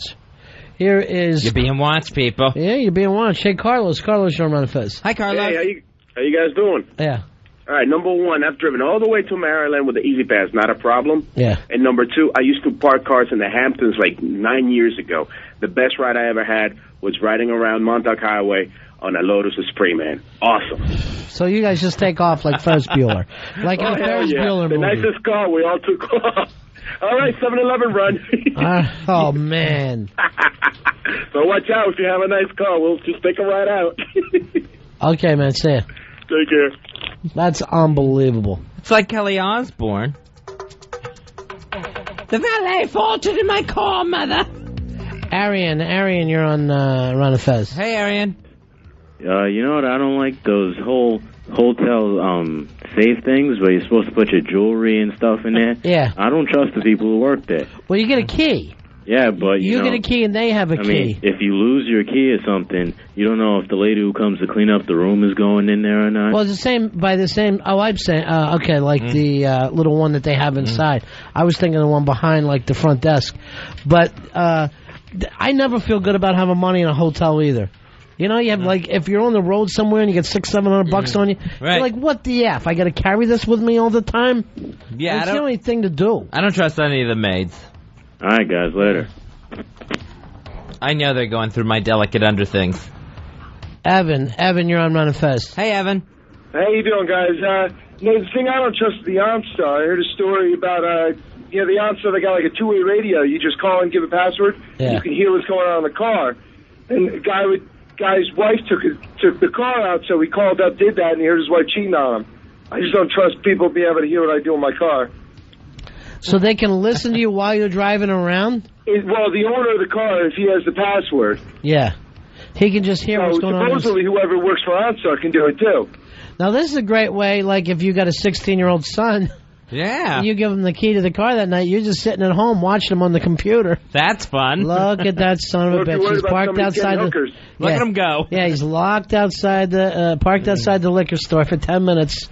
You know, he's trying to get somebody to come in. I like the OnStar just because of all the Batman commercials. I think they're cool. I don't know. The OnStar thing is very, very strange. People are also writing in now. Hey, King Tubby says this. Ron and Fez, they take pictures of your license plate at the toll booth, whether you got an Easy Pass or not. They're watching you. Now, personally, I ain't doing anything anyway. Hey, not that I don't care about. That's the beauty of it. So what? Exactly. Yeah, I got skull. Big deal. Oh, quick, call my chick. Be honest with yourself, and you got no problems. Hey, Todd. Hey, Todd. Yeah. I went down to my girlfriend's mother's house. Got 5 tickets on the way down, 5 tickets on the way back. $300. For what? What'd you get tickets for? They said the Easy Pass didn't work. It said call for service, so they just charged me, it's $25, 35 cents a ticket. So you got tickets for going through the Easy Pass lane? Yeah, even though I had it. All right, so I'd fight that if I was you. It seems like you got a fight. Hey, Eric, you're on Ron and Fez. Hello, Eric. How you doing? Yeah. So when I was in college, my roommate used to work at a photo mat. Yeah. And any hot chick, anyone who was topless, anything that was at all risque, he made a duplicate and put it up on his wall in the dorm. Yeah, obviously. I don't know why anybody would take pictures of topless chicks or their D or anything else to a photomat. And I've talked to people. Turn them in to have them develop. I've talked to people. I have a niece who works at Walmart. She says people come in with close-ups of them effing and the effing Walmart, right? And you're like, what are these people thinking? That this is something that only the computer sees? They're out of their mind. If you have to do this, get a Polaroid. Get one of those one-steps. And let them develop in front of you. And it's your chick. You don't know what her C looks like? You need a picture of it later? All right, here is Rob. Rob, you're on Ron and Fez. How you doing, buddy? Hey, Rob. Hello? Yeah, buddy, go ahead. What's going on? Oh, man, the cameras on the Long Island Expressway. They watch everything that you do, man. I got back. The cop said that somebody radioed ahead for the camera that they get you up a couple of exits. So, let me tell you something. Expressway, they'll get you. Walk through Manhattan and look up and see how many cameras you see looking down at you. Sure. Especially, they're everywhere. They got them planted all over Times Square. They got every angle of that. Yeah, but I don't care where you're going most of the times in the city now. They got something on you, which always weirded me out. Like when you go to the airport, you see cameras there, right? Mm-hmm. How come we never saw any pictures of the terrorist from 9/11 walking through the airport? Ooh, that's a good question. If the cameras are everywhere, we should have footage of them checking in, right, and boarding the plane, and sitting at the gate. I wanted to see if they look suspicious, if they look nervous, if they look calm. Al, what are you doing hanging around me? I'm gay. I know you are, but right now I'm doing a show. You can't come popping in here as gay as a cricket. You know that's our policy. You know that policy. You're talking about things you don't trust. Yes. I can't put mail in a mailbox that's just like on a corner. I have to go to the post office and drop it in at the post office. How do you feel that's any different? A big thing is, I don't know, there's mailboxes everywhere. There's a couple things. I don't know, do they still remember to check all the mailboxes? Yes, it's a mailman's job to check every mailbox. Number two, it's out in the elements, so if it's pouring rain, I don't know that it's an old mailbox, that it's my checks and bills are getting wet. All right, can I ask you a question? Yes. What do you think happens in between the post office and there? It's gone all over the place. You had a check with crap on it. Now you're worried about a little rain? That and a mailbox. That's like the oldest thing we have in this country, a mailbox. I know, and growing up, I always heard stories like my mother would say, oh, the kids, they put an M80 in that mailbox down the street. Son, never mail something. M80's going there. Unless you give it to the Pony Express yourself. Do not mail a thing. There's just too many things you can't control with it. So I go right to the post office. What do you think happens there? It's not like you get a receipt for it. No, but after that, it's really not of my control. But you know what you need? And what I hate is I've asked you to mail things for me before, and I know they're sitting in a big pile somewhere. He says I won't do it. I'm going to wait until I'm in that area and just hand him the letter. Here's the deal, though. You should get that UPS where you can watch exactly where your stuff is going. It'll cost you $10 more, but you'll sleep at night. Yeah, you get that tracking or routing thing or whatever they call it.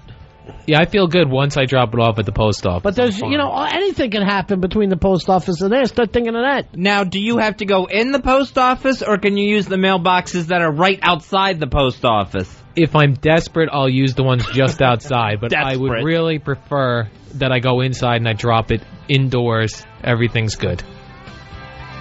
I have a mailbox right outside of my apartment complex. I do not. I get in my car and drive into town. What an idiot. You got some kind of weird OCD. You really do. And he has to have 3 letters to mail or he thinks his mom's going to have a heart attack. If he doesn't have 3 letters, he's worried he's going to kill his parents. He thinks everything is a chain letter. All right, here's Jesse is sticking out for Al. Hey, Jesse, you Ron and Fez. Hi, Jesse. Hey, how's it going, guys? Yeah. Good, buddy. Hey, you know what? Al is right, because when I was like a little kid, we always used to like take our soda bottles and just chuck it inside that thing, and all the letters would get destroyed. Why the hell would you do that? I don't know. We were just pretty destructive kids, I guess. Yeah. All right, this on the instant feedback from Jester.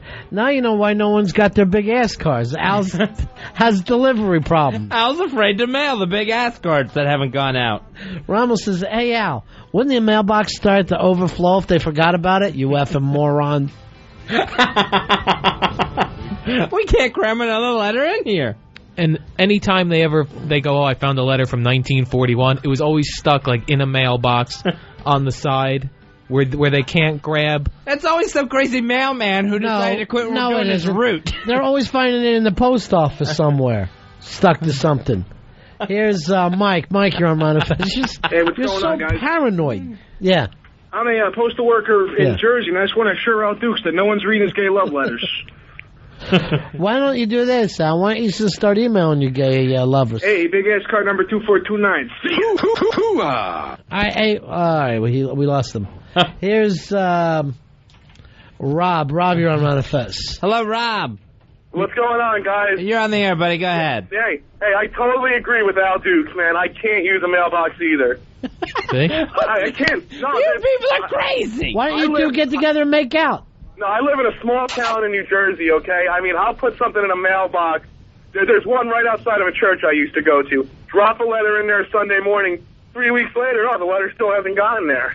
And that happened when I was younger, so I kind of have a fear of putting stuff in a mailbox. A fear? You have a fear of mailboxes. Yeah, well, I feel like if I put a bill in a mailbox, it's not going to get there. Al, do you do the thing where when you do put the mail in the mail slot at the post office, you keep opening and shutting it and opening and shutting it to make sure it actually went in? I'll check it twice. I do. A lot of people have that panic. All right, thanks, Robbie. I just know it's stuck in some crease between the slot and the actual bin that it lands in. Hey, Mark, you're on the Fez. Hey, what's up, gentlemen? Big Hey, ass buddy. card holder 6323. Listen, Al, are you a total nitwit? How many cases have you heard of people getting killed in the post office because some crazy postman goes postal and takes an Uzi on everybody?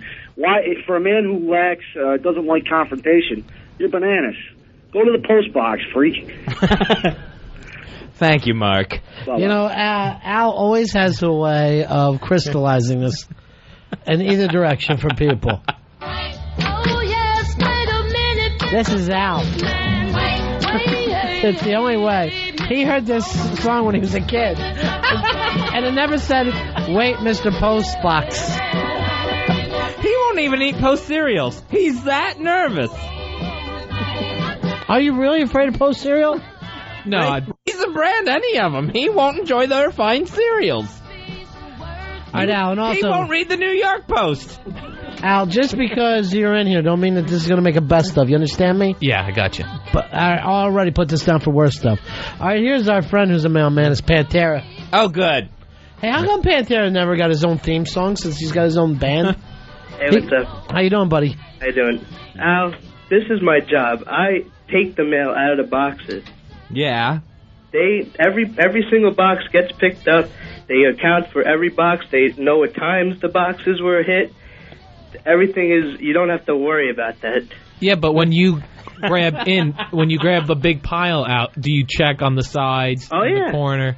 Oh, yeah. Pantera, Al pictures you going down the street in your mail truck, the back door's open, and letters just flying out the rear of the truck, left and right. Just caught in the breeze.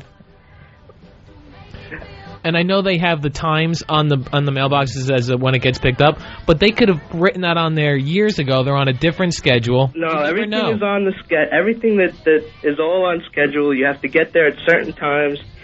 They have little scanners that keep track of all the boxes you were at and which ones that you didn't go to and everything. Why don't you just try it out? Can you do that without throwing up? Mail yourself a letter here, and we'll see how long it takes to get it. Here's what I want you to do. I want you to have 2 letters, mail them from your town. One from the mailbox, one from your post office. Okay. Where do you actually know your postman's name? Are you one of those things? Is it Sam Drucker? Sam, I have a bill. I need to get there right away. And what I want them to be, we'll do this, you have the 2 letters. Make both of them letters of resignation and address them both to Jeremy Coleman, and we'll see how quick, which one gets here first. One, you call him Dear F-Face. The one that you think you won't make it. All right, see you later. Hey, wait, I just want to say, stop throwing garbage in the boxes. That's disgusting. All right, that happens a lot? A lot. All right, so do we have to worry about our mail then, like Al says? No, just go to the cleaner boxes. If the box looks dirty, there's probably dirty people around throwing garbage in it. I just think sometimes it's confusing. They look like trash cans. The worst is like you go down by Corona, all the beers and from the Mexicans. Hey, and whenever, all right, let's not pick a race. And whenever I send dope to anybody, I always put "Do not bend" photos inside. Yeah, photos nice. Do not bend. Yeah, so I got the photos. Yeah, right. Those pictures came in. They're all close-ups, are they? I got to tell you, it was not as clear as I wanted to see them. All right, thank you, Pantera. All right, later, guys. Thanks, Pantera. I'm going to try to get you a theme song. All right, here comes Chris. Chris, you're on Ron and Fez. Hi, How Chris. you doing, buddy? Hey, Ron and Fez, 5687 here. All right, buddy. Hooah, hooah. I live in a small town in New Jersey, and I was outside one day, and the mailman actually walked by my house on the sidewalk and dropped like a clump of letters. And I turned around and said, yo, excuse me, you dropped something. And, oh, thank you. Who knows where our mail's going? Well, I mean, they are. I mean, that can happen no matter where. There's always human beings moving it around. That's Al's worst fear. Yeah, but I had to see it. Now I know my letters are never getting where they're going. All right, here's another. Here's one that always weirds you out. When you're on a trip, especially when you're heading there, and you're on the plane and you put your luggage and just watch it disappear, and you're thinking, okay, because if it doesn't, and this happened to me before, if it doesn't show up, now I'm somewhere else with just these clothes. Yeah. And they'll go, oh, we'll have it there by tonight, maybe tomorrow. I actually have to get myself a new suitcase. I had a problem flying back into JFK. What happened? My suitcase that I use is a little beat up. And I actually got paged to the baggage claim office at JFK by the baggage carousel. And they said, is this your bag, Ms. Watley? And I said, yes. And they go, we had to have you pick it up here. We can't have this bag going around the carousel. You effing slob. It's like practically be told that you stunk because you're so cheap you're traveling around with a Hindu tourister. He's got a Hindu tourister like they have in India. It's not like his Tommy Boy where it's just hefty bags taped together. But they said my suitcase is in too bad a condition. They can't have anyone seeing that on the luggage carousel in the airport. They could end up losing their pilot's license. That's how smelly and decrepit your stuff is. I had to go pick it up in a shroud of secrecy.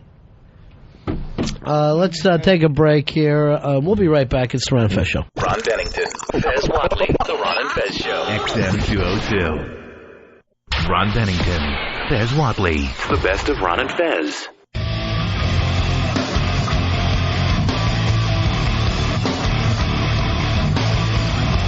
Ron and Fez with you. Anthony's here from the Opie and Anthony Show. Hey, hanging out a little bit. Because a 4-hour show is not enough for Ant. Not enough for me. See, you're right. I need more show. Yes. So I come here, Ron and Fez. And unlike some shows, you don't push the other one out of the way. Oh, right. There are certain shows that go, okay, you can't go on because I'm still being funny. This can be funny on the other show. It comes to be funny on the other show. That's it. You're never going to see Letterman say to Greg Kilborn, no, we're on tonight. Right. You sit. There's no barriers. What's this time thing? Right. I got to stop at 7. Come on. All right. Billy has an idea of, what are you calling it now, Billy? Cinco de Mayo. I thought he was saying it wrong, but no. All right, so this Friday is May 3rd, and you want to celebrate Cinco, which is 5, Cinco de Mayo. Yeah, unfortunately, we won't be on the air on the 5th, so I thought it'd be fun to do on the Friday before Cinco de Mayo. And how does Cinco de Mayo work? How's it different from Cinco de Mayo? Well, the difference is here, the lucky contestants will be taking a spoonful of mayonnaise every minute, kind of like a power hour, and every 10 minutes they do a whole beer to wash it down. Beer and mayonnaise. Stupid and it doesn't make sense. The Cinco now has nothing to do with it, which is a little odd. It should be like Spanish or something. Hot sauce? Hot sauce on the top. All right, now it's hot sauce. That's more Spanish. Corona, no. This is why Airsick broke up, Billy. I'm going to tell you the truth. I'm going to tell you just that. what everybody else is talking about. Ron, this is a gem of an idea. This will work. Yoko Mayo. Now, Al's going to do this with you? That's what he says, yeah. All right, bring Al in, because I thought he didn't even like mayonnaise. I hate mayonnaise. You like mayonnaise. Mayonnaise. Man. I wouldn't even sit at the dinner table if it was near me. I had to have it like that. They didn't want you there I anyway. just want you to put your face down to it. What meal are they serving that has a jar of mayonnaise next to it? I wouldn't eat there either. Why don't you cook something, bitch, is what I'd say. You know what, just today I was looking at a jar of mayonnaise, and it had a chocolate cake on the back, and I had to chuck it. Mayonnaise cake. All right, just get a big whiff of it, Al. It's a big jar of the Hellmann's. That's the good stuff. Yeah, at least it's good mayonnaise. Oh, boy. No, huh? It's like, Does that take you back to your bad uncle? Oh, it's just like egg and... Yeah. Cheese. And oil. Yeah, right, yeah. All the worst things. Yeah, so this is like the Cool Hand Luke competition, Right. except it's all in a jar. Yeah. You're doing it by the spoonful instead of by the egg. You're the one who came in here saying I could eat more mayonnaise than Scott Muni.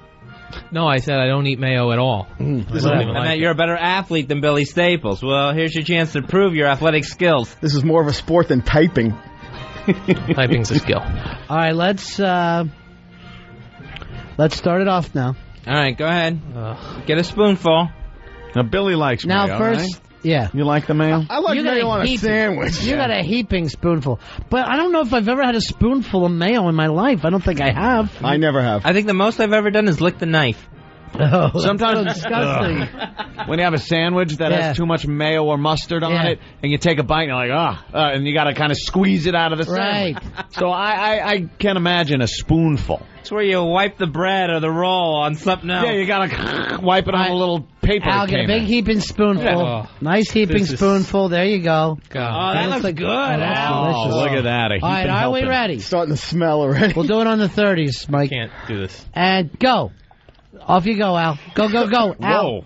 You're behind I'll him. do it. I can't do it. Go. Al. Go ahead. Go, Al. Go, Just Al. go. You put Al. up- Oh, stop it. Al. Al, what happened? Al, what happened? You didn't even put it in your mouth. He's throwing up. He's puking. Oh. I swear, I have a full view of this. He never even put it in his mouth. I can't get... I don't even want You looked at it. I can't be near You it. looked at the mayo and threw up. I can't. Billy, this is the shortest contest ever. Al, how was that can't. nice, creamy, I can't do it. big spoonful of mayo? I can't do it. Show him a big spoonful. Al, I just... I'm Just telling take you, a I whiff. don't- even taste Just it? take a whiff. Stop. Mayonnaise. What's the matter, Al? Al, just look at the I spoon. can't It's look at creamy it. eggs I'm not and oil. getting out of here. Seriously. Creamy eggs and oil. I don't even have anything Now, in my the thing stomach. is, to Al, swallow. that's old mayonnaise. That's the problem with that. Yeah, that's been sitting out a while. All right, Billy, you got to do your second one. You think this is going to make for an entertaining Al. Friday night? Oh, as long as it's All right, somebody now else. let Billy make sure you watch him, and you might have to kiss him when he's done. no. Yeah, watch. You got to watch Billy. Billy, you got to do another one. We got to, Billy! What? Yeah, that ain't that much. Yeah, come on. That you isn't that disgust much. us. Fill the spoon up. It's filled. Oh, there he goes. Oh. What is wrong with you, Billy? Oh, jeez. Billy, What? this is the contest that you want listeners to come in and participate All right, in. Al, have a half a spoonful, Come on, and then we'll Al. forget it. Al's holding his nose now. Yeah, just he a can't half even a smell spoonful. it. Go ahead, Al. Isolate that one. Mayo burp. 840, 309. Yeah. Oh, here we go. Look at Al shaking. Come on, Al. You can do it, buddy. You can do it, big Come man. on, You're Al. mayo Come boy. on, Al. Hold it. He didn't even put it in his mouth. He doesn't even taste it, and he starts eating. All right, Al, we are going to get one of these into you. Al, you have to Can't do eat it. some mayonnaise. You expect the listeners to do it on Trace de Mayo. Maybe he's not used to white, creamy stuff going in that hole in his body. Try another one. I'm trying to have Spitters or quitters? Now, what? Yeah. Tell me. Hold on. All right, you can do it, big Yeah, man. let me do it. Hold I want on, you to don't- think all right. mayo. Think mayo. Think how it's mixed. That always helps me. Yeah. That helps me digest. Think of a big vat of it. Think of it mixing in some old tuna salad. Look how it just goes into it. Yeah. The spoon barely hits his mouth. Yeah. Look, watch. You can do it. I know you can I know. do it. I'm going to do this one. Yeah. Hold on. Watch this. All the way. Come on. There you go. What happens? He's ready to go, and then what happens? That is the funniest goddamn. Now the garbage smells like I can't. I need to. All right, take a minute for yourself. Superman, we found your kryptonite. I don't even understand it. For anyone thinking the spoon or the mayo is touching any part of his mouth, Right, you're it just wrong. gets in. He puts the spoon. It's suspended in the mouth, but not touching anything, and then he just goes and heaves. He can't take the look or the smell of it. No. It's all mental, man. You're like it's in your head because you're not. You can tasting do it. this. You're holding your nose, so you're not smelling it. It's like having a 3-year-old here. Ow. It's mayonnaise. The French love it. You're going to be a better person for this. I know. Hold on. They put it on fries. Make believe it's the whipped cream. Yeah. Here you go. You can do it. There it is. Into his mouth. Hold on. Come on, Al. I'm just going to slam this do one it. in there. Just I'm just going to do it. Just slam it. You're taking too much time. There it is. There you go. And there it goes. Look at him go. God. He's shaking like a cold chihuahua. Look at his back go. I think you're getting better at it, Al. Yeah. Next spoonful. You're going to love the next Look at this spoonful. slobber. Look at the slobber out of you, Just Al. drool strings. Oh my God. It's mayo. It's on his nose. I can't do it. Wipe it off your nose. I can't do it. Yes, you can. You're doing it. Breathe, Al. Breathe. I see you. You're doing it. You're doing good. I can't Just do smell the jar. I can't. You are. Get it out of here. Go ahead. Take Come on. Take a big bite of the I whole. can't do it. Lick it. I can't do it. Put a little under. Creamy eggs. Creamy All right, I want you eggs to take and a minute. oil. We're going to try it again, okay, Al? All right. Billy, do yours. Doing that big heaping. This is Billy. Billy loves it, Al. Look at Billy. Look at him go. Look Billy's at Billy. a big boy. It's like Silence of the Lambs. Rub a little under my nose, and here we go. Watch him. Look. What does that mean, Silence of the Lambs? At what point did they eat mayo and lambs? Oh, God. Oh. Oof. Al, I think you're getting a taste for mayo. You're picking it up. And you're letting Billy beat you in yet another competition. This is contest number 1. Well, this is really not shouldn't be a contest. Oh, sure, but it takes I have an allergic reaction to it. Yeah. No, you don't have allergic reaction. Allergic reaction. He's sitting on the floor. You'd have to digest it first. Yeah, your neck broke out in one big hive. Oh, that's your head. What if Billy's allergic to jump rope? All right, here, Kenny. Kenny, you're on Ron and Fez. Hey, Kenny. Hey, what's up, guys? Yeah. I think you should try a penis-shaped spoon. Maybe that'll help them out. You want to have a big unit-shaped spoon, Al? I'm not gay. Do you want it off a D? Would that help you? No, no, that would make it worse. In a pump dispenser? No? Squirt gun? Huh? No to all those. Not Super good. soaker? My eyes hurt. What if you ate it off a hot dog? We'll go get your dirty water dog downstairs. No, it doesn't matter what it's on. It's the. Have you it's ever the had mayo. it in a sandwich? Accidentally, when it's been on like a burger. And what happens? I say this what you just witnessed, gagging. And then I freaked Now, out. is it something happened to your little kid? Yeah. Does it remind you of something bad? Does it remind you of spunk? No. Huh? You thinking? No. I never. You thinking bull cheese? I never put the What two are you together. thinking? An uncle. Maybe that'll help you. Priest to confessional. Jeez. Here's Mark. Mark, you're on Ron and Fez. I'm starving. Hey, Mark. Hey, I'd just like to sympathize with Al a bit because I used to have a little mayo problem. Yeah. Yeah, when I was like 4 or something, but not when I was like, old and gay. Yeah, right. When you're 4 and hetero, yeah, you can understand it. You think by the time you're old and gay, nothing's going to bother you. Al, you eat eggs? No. No. No eggs. I was like waiting for him What to do go, you eat for yeah. breakfast? Right. Threw me. I have cake, like Drake's cake or Hostess cake. And a coffee. Why are you the one getting stapled? I've never seen you drinking coffee. I have 1 cup in the morning. What do you like, ring ding, yodel? Devil dogs. Devil dog? Yeah, sure. That's You like no the icing. big, brown, long, full of cream things, the devil dog? Who raised you, Willy Wonka? Devil dogs for breakfast. Hey, here's Hot Liz. Hot Liz. Hey, guys. Hey, how are you? ya? Hey, Liz. Good. Hey, I actually had called originally to sympathize with Al, but then he made the allergic reaction comment, and Al, you're just an effing idiot. You really are. That could be an allergic reaction that I'm having.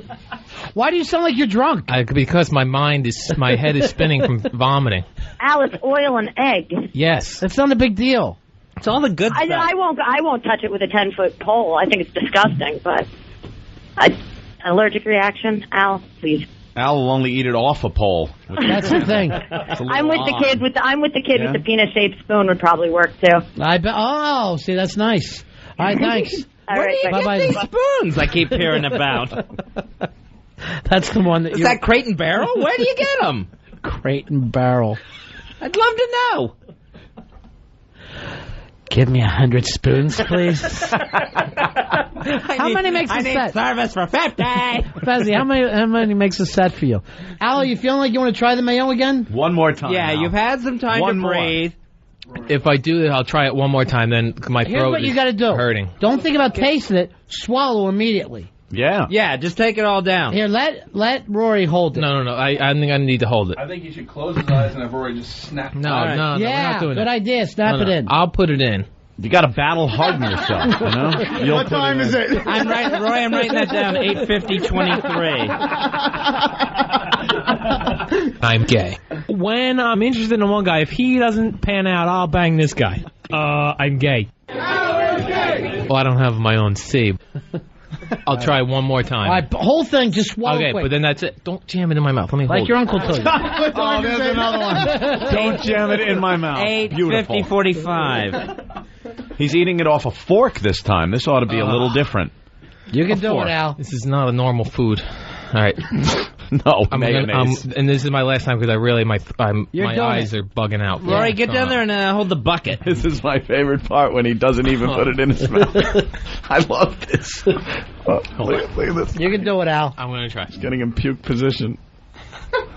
Okay, hold. All right, let me try one. I'll try one. Oh, I think he's getting it. You're liking it now, I think right? he's starting to enjoy it. You're starting to like it, Al?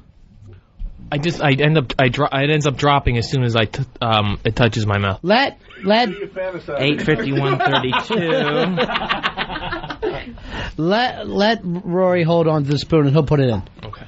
All right? All right, please. Do it nice and gentle, Rory. Nice and gentle. Gentle. Yeah, don't try to do a joke. Yeah, don't try to do a joke. Close your eyes. Rory's not funny. Everyone knows that. Do you like it gentle? Okay, hold on. All right, give me a count of 3. Close your eyes. Don't watch. Okay. Yeah, don't even watch it. I don't want to throw up. 1, 2, 3. There you go. It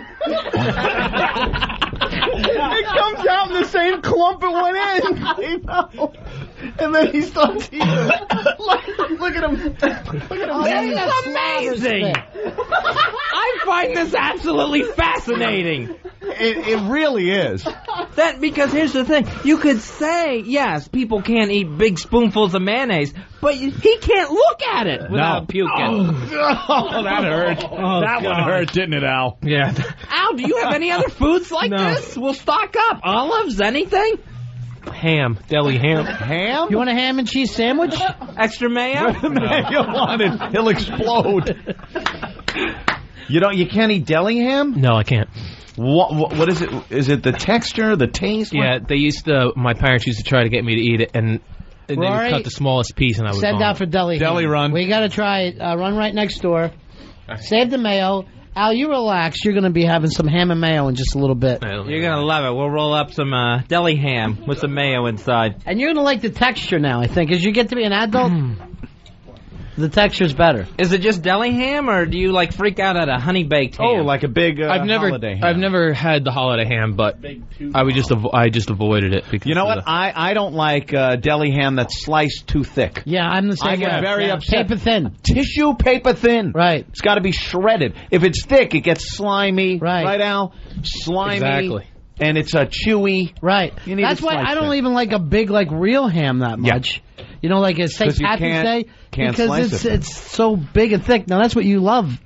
Oh, I love that. Big and thick, yeah. Yes, big, thick pork. The worst at $8.53. But I won't heave if I look at it. That's why at Al's house, like on Easter, they would carve a Drake's cake. Right. A devil dog. A devil dog. Or if it gets in that force field zone of your mouth, doesn't even have to touch anything. It crosses the force field zone. I think he's going to love it with the ham. Yeah. No. Hey, Kathy, you're on Ron and Fez. Hi, Kathy. Hi. Yeah. I cannot believe he ate that. He hasn't eaten anything. Well, even looking at mayonnaise, smelling it, it is disgusting.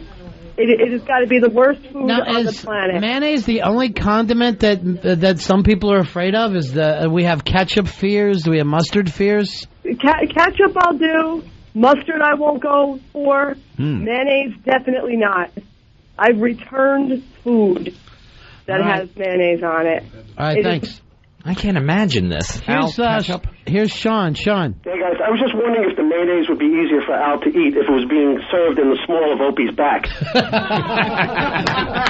I know you thought about that, Al. Never. Liar. You are such a liar. Confess. It's okay. We still accept you. Opie won't, but we will. I'm straight. Sure you will. There you go.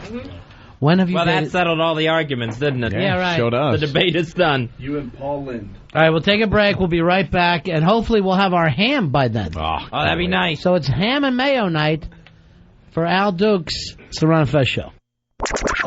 Ron Bennington, Fez Watley, Ron and Fez.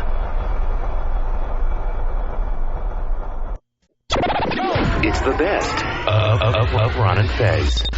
We've just got some boiled ham in for Al Dukes, and it looks delicious. Let me take a look. Anthony's here with us from the O&A show. Little thick. Yeah, it's a little thick. Ronnie, a little thick. If you look at it, not quite as thin as we like it. It's Tissue lazy. paper thin. Yeah, that's lazy. And will you fight with him and send it back if it's too thick? I'll do it all the time. Yeah, that's much too thick. Yeah, that's just useless to me. I say I asked for it thin, sliced thin, and they look and. Then they're spitting on it. Right, yeah, exactly. Well, you can at least watch them. It's not like sending a steak back. All right, let's bring Al in, and let's just introduce you to the boiled ham, Al. I know you say you've had this little phobic response. I want you to just pick up a slice in your hand. The whole studio full of a great smell of ham. That smells great. Now, hold your hand open, and Rory, get it for him. Here, take it off him. Hold your hand open.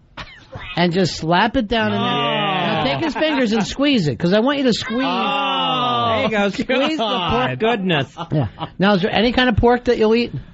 I'll eat cooked stuff. It's just this doesn't seem cooked. This is cooked. I know, but it's not sushi ham. It's boiled ham, right? Yeah, but if it's like I'll have a pork chop.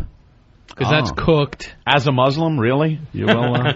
Tonight we are exploring more of the wonder that is Al Dukes. We found out that he can't even look or smell mayonnaise without just retching into the waste paper basket. And now we find out ham has a similar effect. The ham on his hand ham is making me sick. Yeah. Like just Al's hand. Like now I'm imagining eating that ham and it's disgusting me. Al, do this much. Don't try to eat it, but just lay it on your face like Hannibal Lecter, like Silence of the Lambs. Yeah, there you go. Mop your brow with it. All right, now let's just, Billy, why don't you grab a slice for yourself? Billy, you grab a slice. And take a slice of that and put it down your pants so Al can get the vision of what it looks like. Right down your jeans. Stick it down there. There it goes. And mop it up. Mop it up a little bit and put that out there on the... Oh, God. Put that out on the table, so that'll be part of the fun. There you go. Boiled and stapled ham. Yeah. So he doesn't know. No, we can't. So does that help you? No, that was... Billy was so excited, he thought he was going to get to eat ham. Yeah. All right, Horde King just wrote in that he's having Clockwork Orange flashbacks. That's funny. Way to put toothpicks in Al's eyes. All right, so you're feeling good. Now, just touch Billy's ball hand. That was in his... I'm sure it's a mess down Just rub the ball hand. I'm sure it's called now ball hand. I'm not touching it. Come on, he's a clean person. No, Look he's a at mess. him.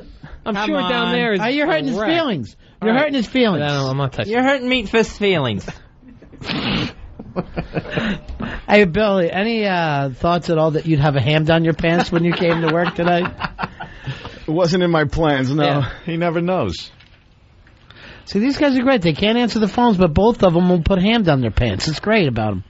All right, are you ready to eat a big chunk of boiled ham and mayonnaise? I've never had a big chunk of it. My father would. He would make out with you? No, because I'm wondering how this started.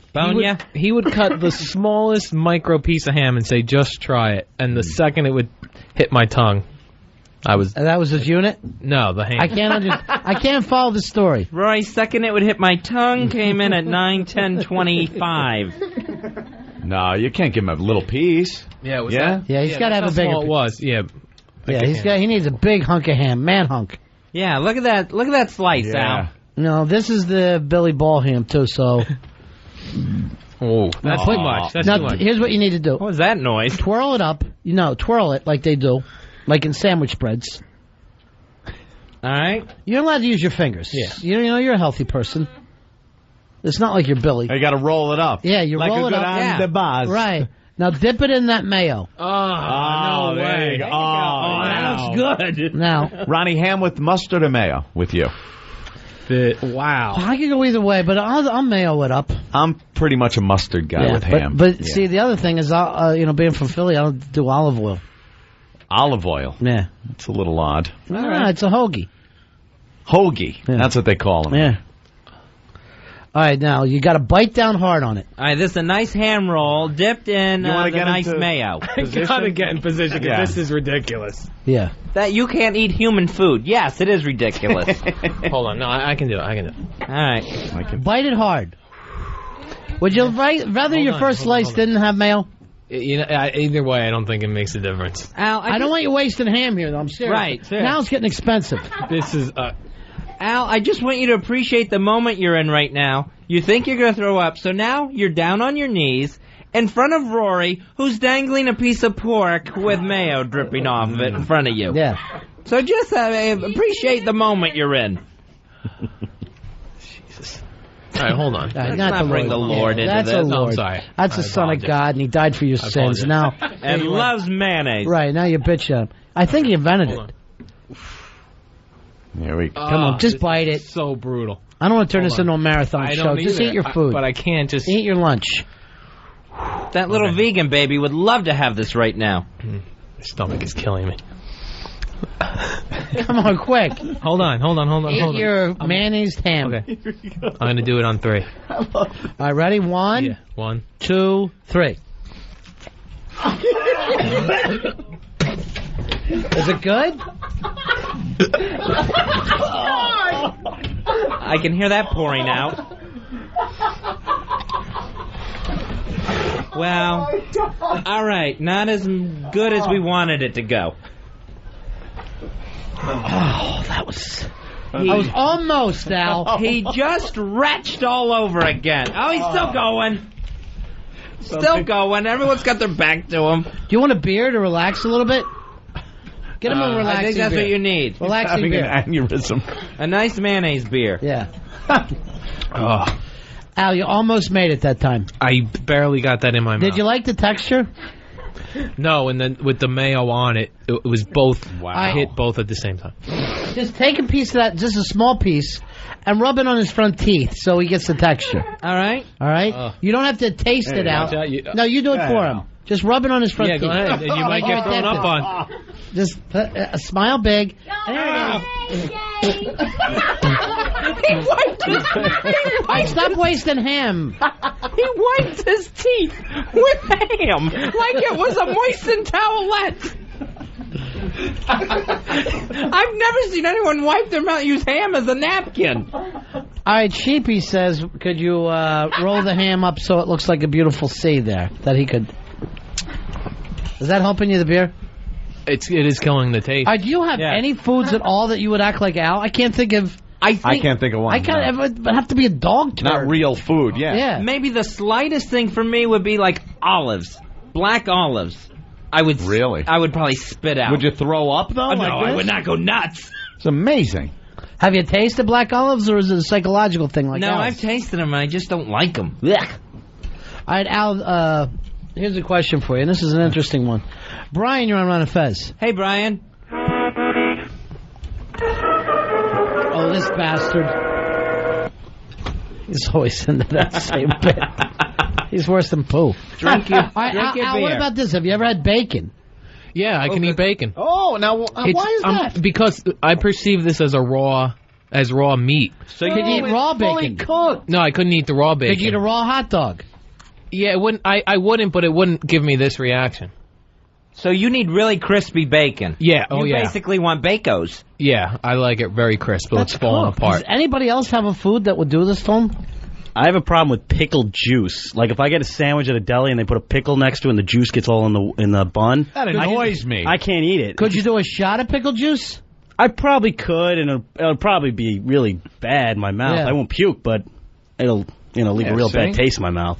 I don't like when they put the pickle near the sandwich. Oh, I hate What about when they just sneak one in? I don't and like you that think you're either. eating, and all of a sudden, boom, you hit pickle. Get the pickle? It's just such a distant taste. I always Doesn't hated even that on belong the in there. burgers. You go to McDonald's or something, there's one pickle or two or whatever right in the middle, so you're eating, you're not thinking about Everything's great. It's like, why should the flavor all of a sudden at the middle change? To pickle. Like, I'm enjoying the burger. It's a nice I'm just pickly eating, core. And then what? I'm just surprised with this pickle taste. But I won't throw up. Al, anything else that you won't eat? It's really any of these deli meats other than turkey will do it. Salami? But ham's the worst. Salami. Bologna? Yeah, it's all seems the same to me. The turkey, I will have a turkey sandwich, but I microwave it first to make it warm. Hot turkey? I just need to make it warm, right? And not And just cold. really dry it out and make it more into turkey jerky. Al, look at that beautiful sliced deli ham. You can see the little white veins. I don't know running why through all of someone it. would choose to eat this. Like, of everything there is to eat, why would people choose It tastes good. It's cooked. It's not raw. It's porky fun. And then they'll put mayo on it. There goes the Boar's Head contract that Yeah. the Ron and Fez show we're going to get. Thanks We to were you. breaking that over and over. All that money for the station, nothing now. What kind of bread you have? Wonder Bread every day? No, I You like never I like a roll. Really? Yeah. Like the circular roll. Bun? Because you eat the same thing all the time, right? You eat the same breakfast, you eat the same lunch, you eat the same dinner. Yeah, when we come in the office, he's got like a little half a dried out sandwich all rat-holed somewhere that he just nibbles on. Yeah. He gnaws on it. With nothing, I put nothing on it, like no condiments at all. And then what do you have for dinner every night? Grilled chicken from the Foreman grill. Nothing else? No, with I'll make microwave vegetables with it. Don't act like the Foreman Grill is a restaurant. He means his George Foreman Grill. I thought he went over to the Foreman Grill, some restaurant. No, it means Nice to see you again, Mr. Dukes. Right this way to your table. Welcome to the Foreman Grill. He means that waffle iron he's pressing every ounce of flavor out of his chicken with. They bring the old-time phone to the table for him. He's an important guy at the Foreman Grill. Call for Al Dukes. Hey, Jim. Cigarettes. Jim, you're on Ron and Fez. Hey, how you doing, guys? Yeah. I got to talk to you about blue cheese. If any food gives you the creeps, it's blue cheese. Oh, yeah, blue cheese will do that for me. That is gross. It's Now, like the some big moldy blue food monster good? on salads.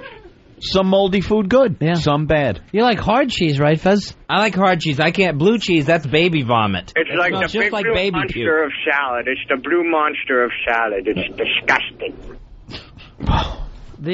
So blue cheese, same for you, Fez? Yeah. Oh, that's bad. I can't get near blue cheese. That is bad. All right, here's our buddy Pantera. Pantera, you're on the air. How you doing, buddy? Hey, how you doing, Pantera. guys? Yeah. Yeah, I mean, onions, I will instant vomit. Onion? If I have an onion in my mouth, if I smell it, instantly. Now, raw onion or cooked onion? Either or. I can't. If in McDonald's, I get screwed all the time in the drive-thru. You tell them no onions. Thank you, Leo Getz. You can't tell them anything at McDonald's. They'll just say yes. No, they're the worst. Mm-hmm. And you're getting the same damn burger all the time. I love onions. No, I can't. I can't even watch people eat onions. I'll throw up. What happened to you as a little kid? I don't know what it was, but I mean, I take a bite of a burger with onions, and I threw up in my car one time. It was this As an adult, not a little kid. Because I understand when you're 4 and you're 5, it's like your taste buds are right there. Every taste is just incredible. Well, now I guess after smoking for so long, I'm like, whatever. I don't even know if it's all you can put it. cardboard. Yeah, Yeah, it all tastes the same. Here's Bill. Bill, you're on Ron and Fez. Hey, Bill, what you got, buddy? Anthony, how are you? Huh? Listen, best thing for Al, if the deli's still open, try him on some head cheese or olive loaf. Would you try that, olive loaf? That'll work. Olive loaf is bad. It's all the same thing. So having the ham here, having the olive, it would all be the same thing. It's Al, come on. Step up to the plate. Swallow something other than the big C. All right, there's the problem. I don't like gristle. Anything gristly. Sure. Like you're eating a steak and there's a big hunk of that crunchy. Or chicken. You're eating the chicken leg and part of that cartilage off the kneecap gets in your mouth and you bite down and it's soft but it's hard and you crunch a little bit. Ugh, that's disgusting. But as far as puke, no. Yeah. You spit it out. You get the queasy little... I did throw up once. I drank some vanilla shake out of a can. Yeah. And it was sour. But that's sour. Yeah, so that's of course it's poison. going to happen. Yeah. At that point, we're talking poison. Right, poison. But Al, you're saying good, healthy foods that way. All right, get your beer down so you can relax, because you're going to take another run at the ham and mayonnaise. And this time, I think you're going to make it. And you know what drives me nuts about this the most? Do you ever hear Al say thank you? I know. Thank you for giving me fresh meats and mayonnaise. You're having refreshments. Dinner. Yeah. Some not kids yet, get not killed yet, for this. Roy. We're Some in no hurry. children and I know what going to you're bed wasting. hungry. I see a lot of full ham going in there. Dig that back out. Where's Billy's ball ham? Al ate that the last time. All right. Billy, are you going to eat that? The ball ham? Billy, will you eat your own Billy, ball ham? if you ate that, you would be so impressive. The puked up ham. Come on. We would try to talk the boss into This calling is the you ball meat ham? fist. Oh, my God, All not right, the ball. Now, here's the thing. Bill, Al has to stand right next to you while you chew. And then kiss you. And smell your breath. Yeah. Smell the hammy ball ham breath. Ugh. Come closer. I'm Come here. closer. I'm right here. Closer? Get a little closer. Oh, you're so Oh, Look at him, Al. Look at him, Al. Look. Oh. Look him in the mouth, Al. Now, blow your breath in his face, Billy. Oh, you stink. Not the great kabuki. Get out of here. You don't like to smell a ball ham in your face. Ronnie, Billy hadn't chewed or swallowed enough so that when he blew on Al's face, tiny bits of ham hit Al in the face. A ball ham. Little ham meteorites, Jim, flying out of his mouth. Al had to wipe ball ham off his I can't get off the ball thing alone.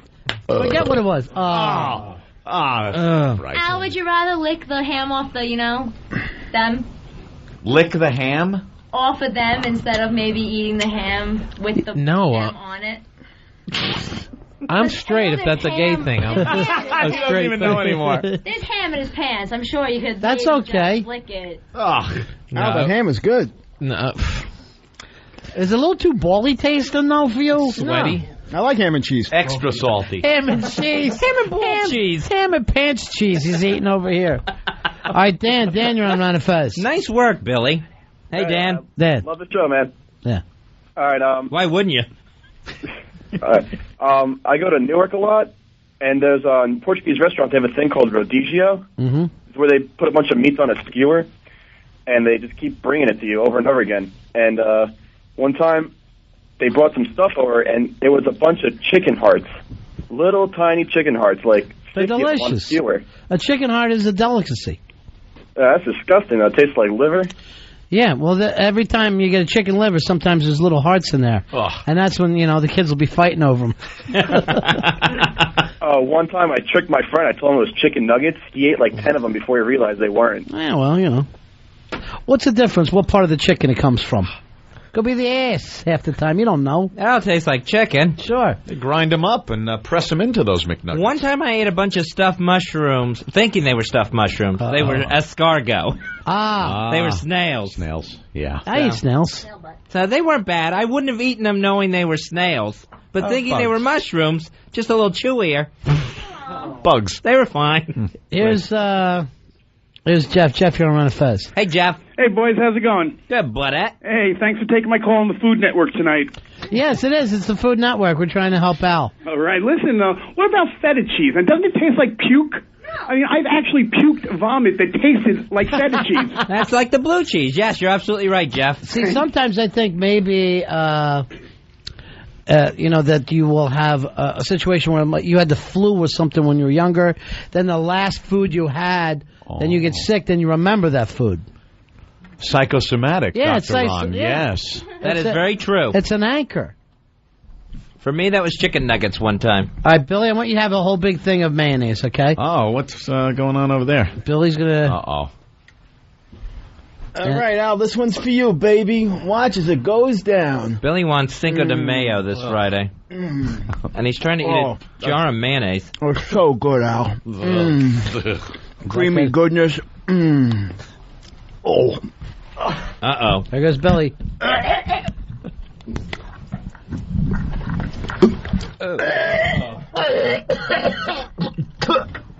Oh. Okay, it wasn't as good as I thought. All right, just for the record, he made himself throw up. I'm just going to tell you that. He's sticking his fingers down his throat to freak Al out. Yeah, don't do that. Did it work, Al? I'm turned away he's still from going. He smells now, too. Oh, God. I want Al, look at his hand. It's covered in his own puke. Why are you doing this?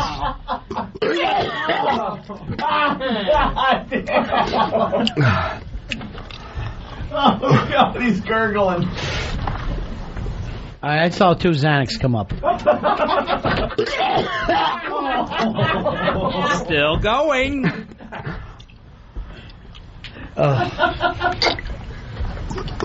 All right, Billy. That's enough. I saw some come out of his nose jets. Like a faucet. Billy, stop it. I know you're just trying to get a little airtime by throwing up. You're not making even Al disgusting anymore. You're sending people out of the room. Oh, God, my eyes are watering. That got me. That got me good. Fez, my gag was you look going, like wasn't you're it? ready to throw up. Here's what makes me sick.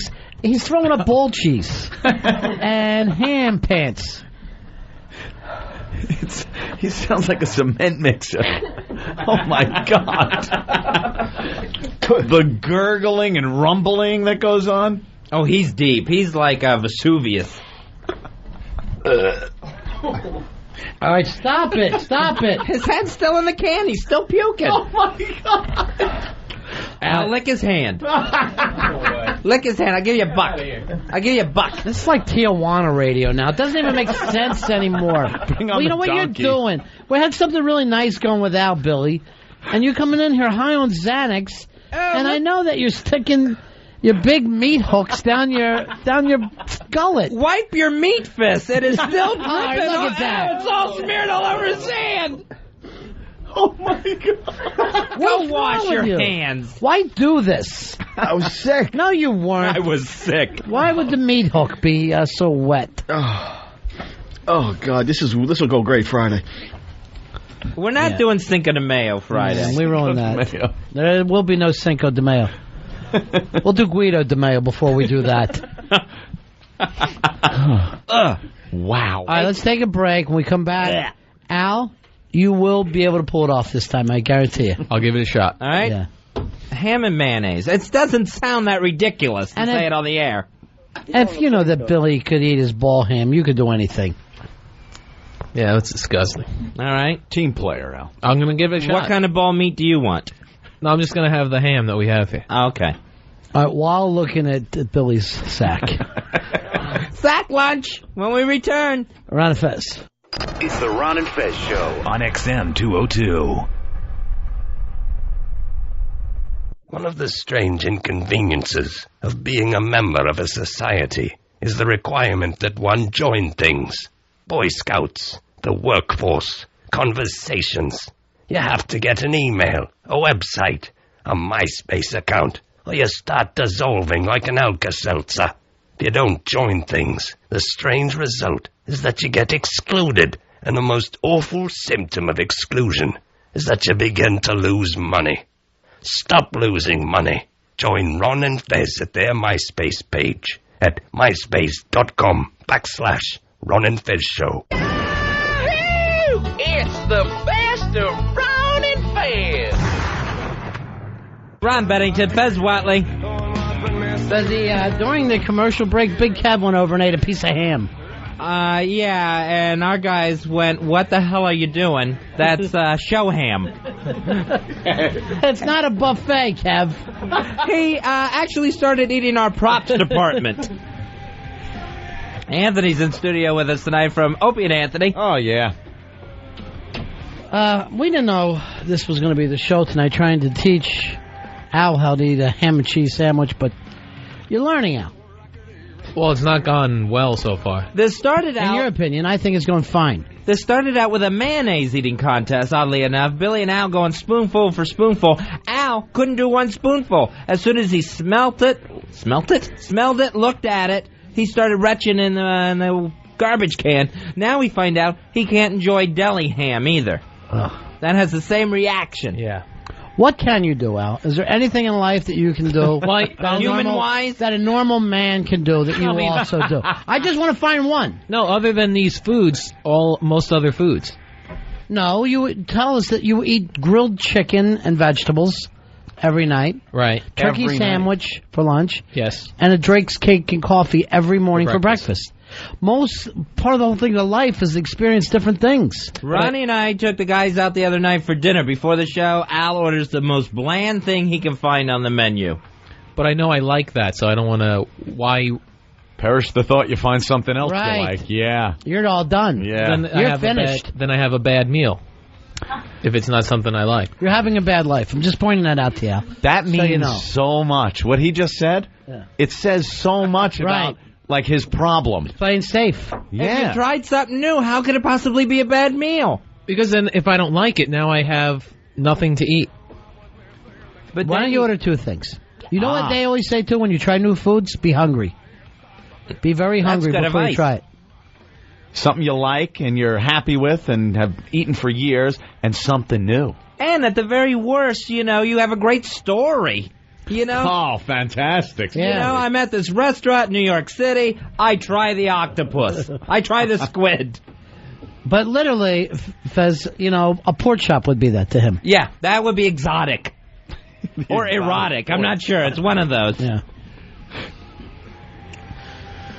Nothing new, huh? Billy Staples just puked all over the place right before the break and sent him to the bathroom to clean himself up. He came staggering back in here. Big line of toilet paper stuck to his shoe behind him. God. Just disgusting. All right, Al, you want to pull this off and try the ham, right? Yeah, I'd like to get it down one time. And this is the only... foods like this. This is the only foods like this that you can't pull off. Yeah, the ham and mayo is and it's a bad combo. Fez, yours is black olives. Black olives, I cannot stand. Blue cheese is really bad too. Yeah. I don't know if I've ever swallowed an olive. Oh, really? Yeah, I've had olives before and I've spit them out every time. I don't know if I've ever actually put an olive all the way down my gullet. I like those pimentos. Those are all. I was with my 5-year-old niece not too long ago, and she ate something that she didn't like. We're in a restaurant, and she stuck her tongue down and just rubbed it across the table to get it off. And that's how kids are. It's just the worst thing when you're a kid. When you're an adult, I can't understand this, though. But it's from childhood. I wouldn't eat it as a child. Because you were being... banged? What happened? No, it had nothing to do with that. I wouldn't try new foods. Yeah. And this was one that was always served at family gatherings, so they always said, just try the ham, have a small piece, try this little piece. Well, it doesn't seem outrageous to try to get you to have ham. Yeah, well, they really focused on it. No one's asking you to eat calves' brains or anything. I felt that way about artichokes when you're a kid. Right. And then your taste matures, and all of a sudden it's one of my favorite foods. Right. I felt that way about almost everything when I was a kid. Yeah. I'd rather have a peanut butter and jelly sandwich when I was a kid. Right. But now I'm a person. Now I'm a man. Right. And as I got older, there were more foods that I would eat that I wouldn't eat as a kid, but this one never... What? You wouldn't eat, chicken and vegetables as a kid? I eat pickles now. I never had those as a kid. Wow. As a kid, I thought I'd want, for breakfast, a devil dog. And then I realized as an adult how ridiculously stupid that is. You know? Some people, I guess it takes long. What does your parents eat for breakfast? We all grew up having... it sounds funny because we had cake and then we'd have even a Coke with it. You had cake and Coke for breakfast. Yeah, I know. It sounds silly. I used to get up and have Coke for breakfast. Did you tell him? Maybe he's like little Anthony from the Twilight Zone episode. Right. Oh, yeah. And he wanted the cake and the soda, and they're like, oh, okay, Anthony. We love it. Yeah. Oh, this is the best breakfast ever, Al. And then one time he made his sister's mouth disappear. Yeah. Sure. Sent the other guy to the cornfield. Turned him into a jack-in-the-box. Make it go away, Al. Make it go away. Send it to the cornfield. Well, when else are you supposed to eat those things? I mean, that's what they're for. What? The cakes, Hostess, and Drake's. Those are for breakfast. Yes. For breakfast. How about the Coke? You think of that as orange juice? No, the Coke was always weird to me. Fresh I never squeezed Coca-Cola. And by the way, Devil Dogs and Coke don't even taste well together. You need something else, a creamier drink. Yeah. Milk or even chocolate milk if you're not into that whole thing. Yeah, I would have milk, but my sisters would drink the Coke with the breakfast. Mm-hmm. While they're making out on the porch with some guy? Oh, I forgot about that. Yeah. Oh, I remember those That's things. stuff that you used to love, right, Al? Yeah. Was your first batch? No, I didn't batch to that. And then it looked like mayonnaise, and here we are. Now it makes sense, Rob. You're peeking through the front porch window at your sister. Sitting on the porch swing, watching the sunset, giving him a handy. He's laying there in bed. This isn't happening. This isn't happening. My sister's a good girl. Do you lick the cream out of the side first? No. Yeah. I used to when I was a kid, but I eat it normal now. Now you save that for last. The mature thing to do. Right. I don't do that kids stuff anymore. No, huh? Did you used to break it in half and lick all the cream out and then just have lousy cake? No, then we would throw that away. Throw the cake away, wash it down with some Coke. But when I became a man, I put away boyish snack cakes. Do you ever break it up and have a different kind of snack cake? Ooh. Twinkie, anything? Every once in a while.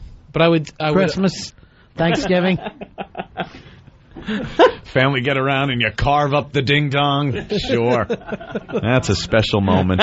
Sunday breakfast with the parents.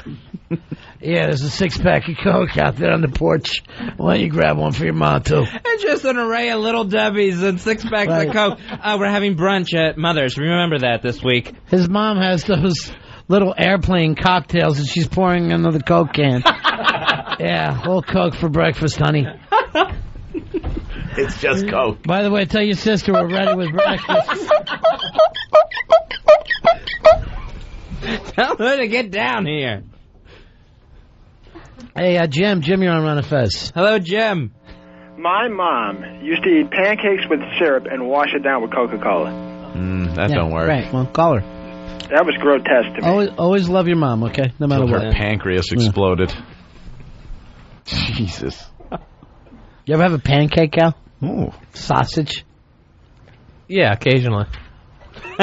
You don't, do you? No, if we would go out for breakfast. What is this strange food you brought to me? Like it was Vulcan food. You know, a pancake would actually be a breakfast snack cake. All right, if you could think of it that way. Vol once brought us pancakes. Vol puts fruit on the trees. What about I'm making some eggs, bacon, sausage, pancakes, and some leftover pork chops. Yeah, cook it up. That sounds so good. God, that sounds great. That breakfast sausage is great, though, isn't it? Yeah. Nothing like it. You like that, Al? Link or patty, Al? I never really eat the sausage. Time check. 9:43:21. Roy, you got some work to do after this show. You're going to be like Morris Day in the Time after this. You're so busy.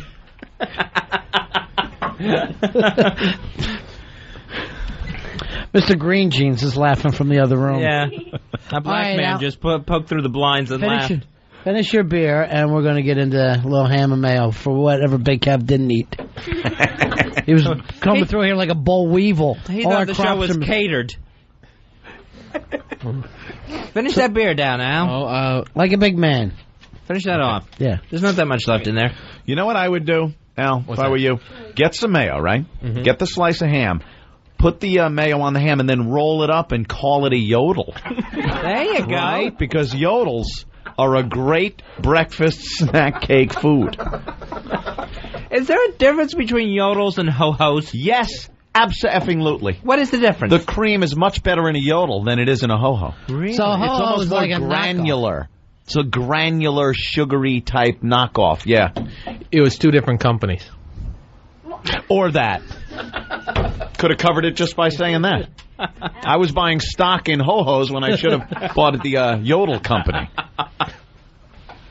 That wasn't the answer I was looking for, Al. All right, we're going to blindfold Al now.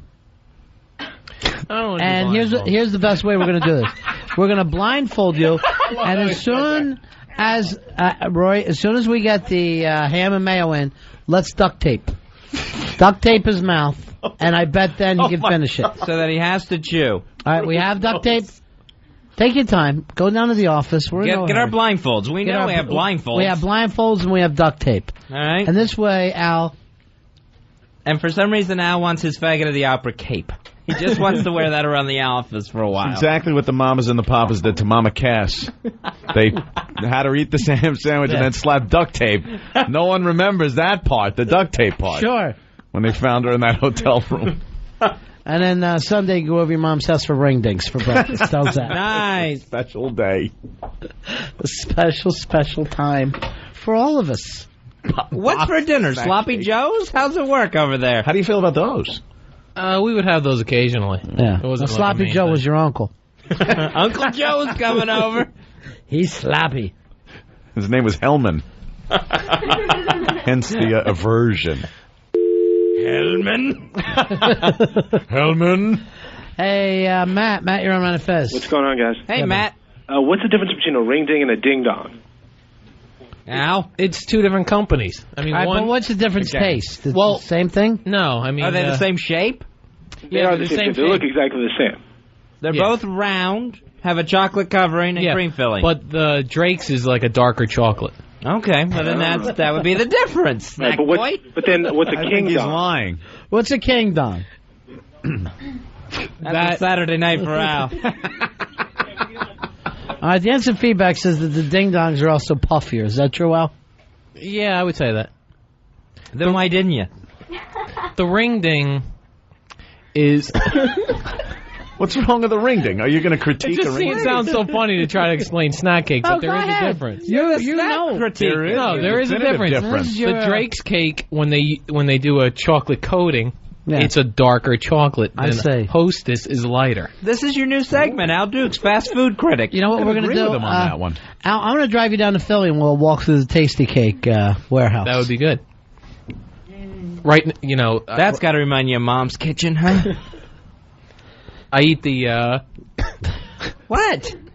He cracks the chocolate off of the ring ding first, right? No, right now I'm going between. I have either a devil dog or the...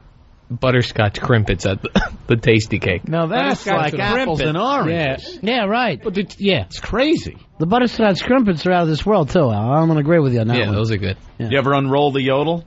No. Peel the chocolate off? I eat it like it's supposed You got to peel the chocolate off, and then you unroll the cake and eat it in strips. No. All right, finish your beer, Al, and we're going to blindfold you.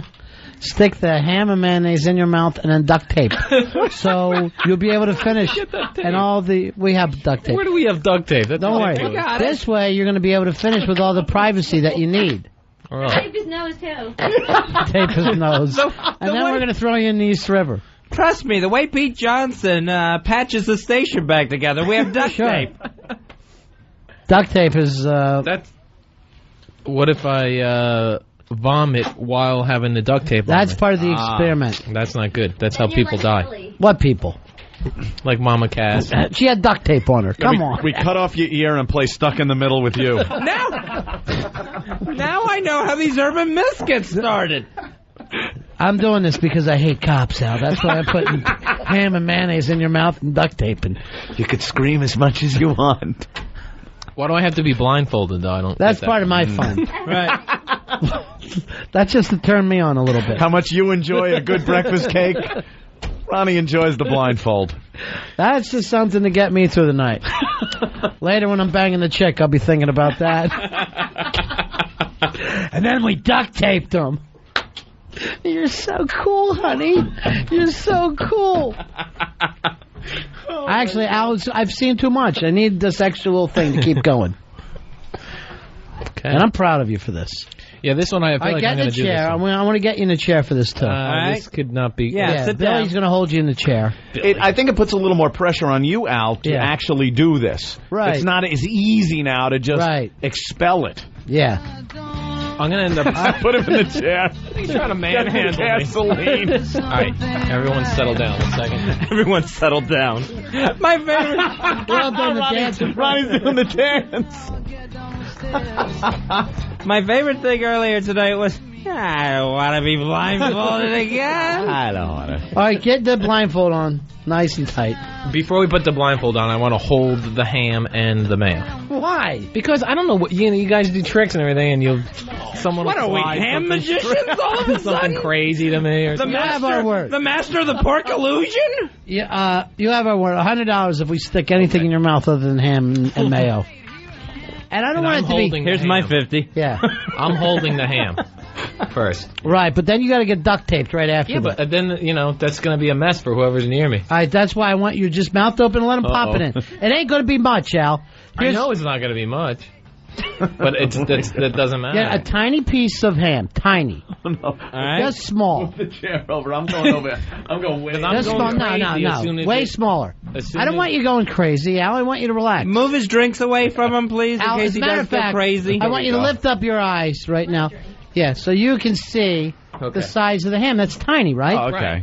All right. Now just dip it in the mayo.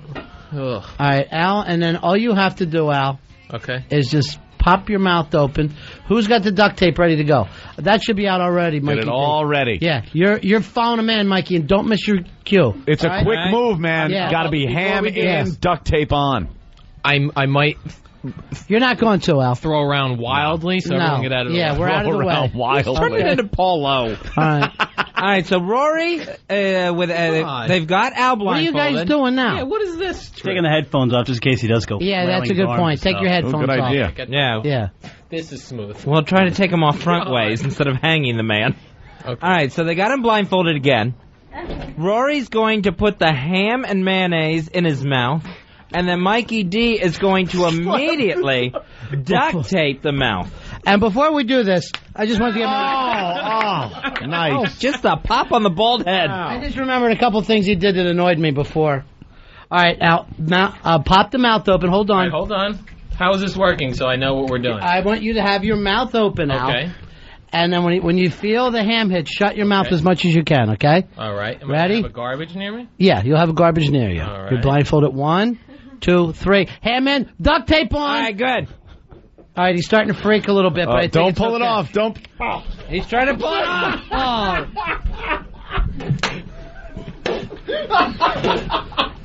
Damn, I thought that would have worked. Yeah. The sound he made before that duct tape popped. And you could hear the duct tape ripping the razor stubble off as he pulled at his own face. It came out of his nose. Did it help at all, Al? No. You want to try it again? No. I can't do it with the duct tape. No. Al, what about a stapler or some kind of a glue product? Crazy glue. No. I want to do it from right here. With the duct tape. I can do it. Yes, with I don't the need the duct tape. We need the duct tape. I love your desire. I think you should duct tape his hands because he seems to. He pulls at the duct tape. You kill a beer. I'm fine with the beer. Yeah, you kill a beer, ham, mayo, duct tape. Can you duct tape his hands? He seems to be pulling at the duct tape. He pulls at his own face. You're right. Yeah. You know, unless we could get one of those big funnel things the dogs wear after surgery around their head, so then he can't get to it. On the friggin' hair. What's the problem now, Al? These guys don't know how to duct tape. Oh, I should have done it behind his back. Sorry, they haven't tied up as many guys as you have. This is stupid, dude. This is stupid. This is Everything so prior to this has been good. Fine. All right, now his wrists are duct taped together. I've got hairy wrists. That you guys, you could have put a paper towel around it first. Raise your wrist out so I can see him. I know it's just not as sexy as you're used to. Oh. I have sex with women only. When? Liar. When? Well, it hasn't been a while, but that's only women. Before we met you, right? Yeah, well, I mean... Women puke when he leaves his mayo on their sweater. We work weird hours here, so I don't get to meet a lot of them.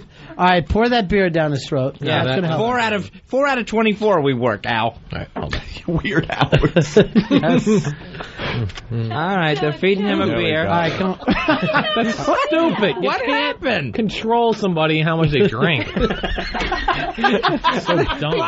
Finally, someone understands Billy. He drinks. Finally, right? You can't just keep slamming something down. The drink down. When a person stops, they stop. You drink beer it's like internal. You drink beer like Wallace Beery, where at the end you just spit it out. All right, ready? Do it again now. Another big hit off the beer. So that's going to let me control. That's it, liquid courage. Liquid courage. Watch Al work the DSLs on this beer bottle. There you go. That's someone else is feeding him. Let me control. I don't like the wrist being tied. I feel like I'm going to go berserk and punch a wall. You're fine. Wow. Right now, Rory has got Al's wrists completely taped together with the duct tape. Al is still blindfolded, and Rory's been nursing him a beer. And by the way, this whole stupid act's been going on for 2 hours now. Yeah, because of stupid Billy with this dumb idea. Al, are we going to still do Cinco de Mayo on Friday? No, I think this week proved. This proved you can get hours of entertainment from it. That's what it proved. So now what we want to finally do, once and for all, is get Al to eat some mayonnaise on a piece of deli ham. What they're going to do, Roy's going to pop it in his mouth again, and Mikey D's ready with more duct tape to tape over Al's mouth. And now he doesn't have the use of his hands. You're gonna, hold on a second. All right, ready on 3. Ready, I'm telling everybody, hold on. I just want to make this clear. A statement. Yes, a statement. Here's a statement. When you do whatever you're doing, whoever's putting the ham in or whoever's duct taping, when you do it and get out.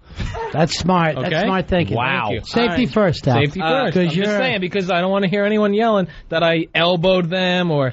Right, because you're a badass. Yes, we've all been warned that yes, the wrath of Khan will come down. Isn't it like Lon Chaney when he said, when I turn into a wolf, lock me up and get away.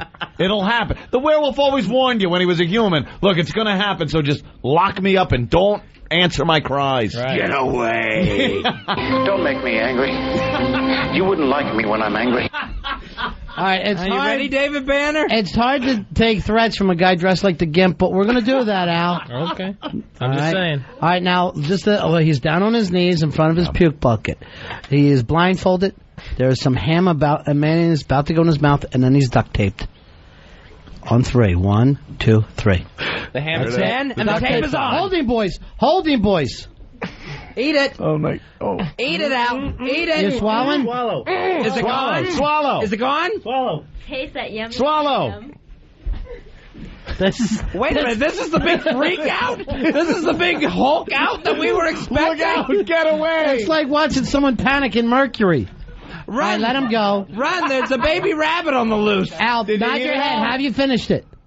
Swallow. You haven't finished it? Al, swallow. When you swallow, we'll let you go. Rory, hitting him in the mouth isn't going to make him swallow anymore. He's smacking him in the jaw. Should Billy put his bare ass on your face? I don't know what you mean. No. Al, just so you know. Okay. Al, that was ball ham. That was ball ham you ate. You've got a mouthful of ball ham. And I believe ball cheese as well. Wow, this is like watching Houdini try to get out of his apartment? I don't know. Come on, Al. How's swallow. it going, Al? Just swallow, Al. He's doing the freak out. Yeah, this is his freak out. Wow. Yes. And it's like This is when animals don't attack. it's like having a baby duck come after you. He Al? is really Oh, he's wild. trying to break the duct tape with his hand.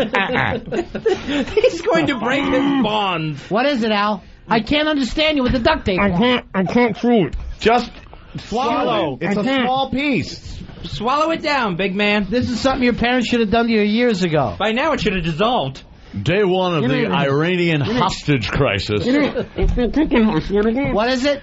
I'm going to start kicking. You're going to start gonna kicking? kick? Why? He's going to start kicking. Al, just swallow it and you'll be done. All right, don't lay on your back with a piece of ham down your throat. Then we learn anything from Mama Cass and duct tape? Come on. Al, Al, is it gone? Just swallow it. Al, just swallow. It's over. What? It's raining? What are you It's saying? raining men. It's raining men. He said. He's singing. It's raining men. Come on, Al. What is it, Al? What? You swallow? You swallowed? You swear? What happened, Al? You're lying, Al. Al, what happened? Get his pants down. Al, what happened? You swallow? Mork from Mork? Oh, he wants more. No, he wants more. More ham. Is that what he was saying? I thought I heard Mork from Mork, but more. He wants more ham and mayo. Al, you want more, right? Yes? Yes! He's screaming, yes, yes!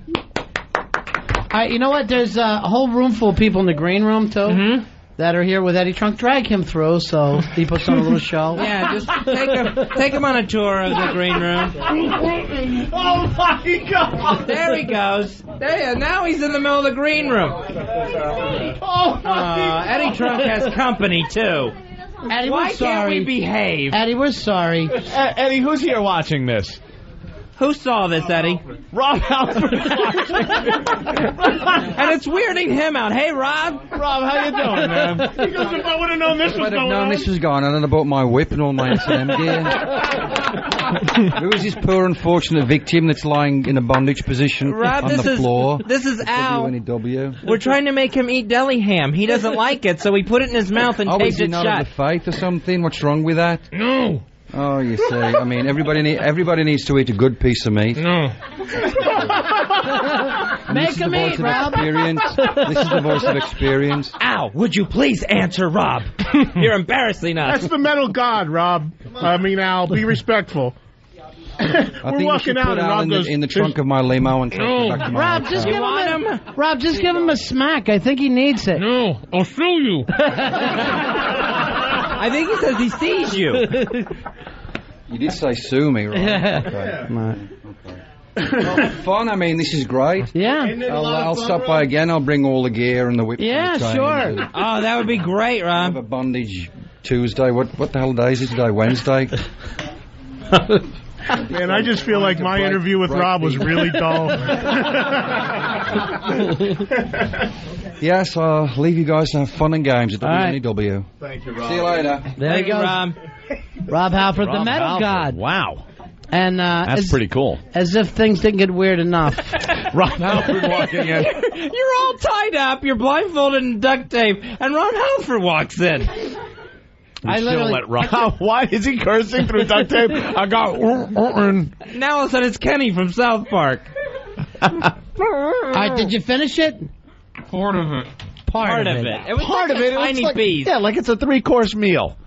There can't be that much left. How you doing now? I'm stronger than they think. Well, I'm stronger than they think. Yeah, they're afraid of you. Oh. You know, let me just say this. You embarrassed us in front of Rob Halford. You know that, right? With your antics. What happened to the big giant Hulk out we were going to get? Walls were going to come tumbling down. I like his story now is, one time I met Rob Halford, although I didn't see him, and I was duct taped and blindfolded and had ham in my mouth. It's like the Mary Tyler Moore episode when she finally got Johnny Carson to her party and the lights went out. Hey, did anybody else think they were tripping when Rob Halford walked in here? A little bit, sure. Like, dude, I thought I just saw Rob Halford. I know. I swear, man. Does anyone else see him?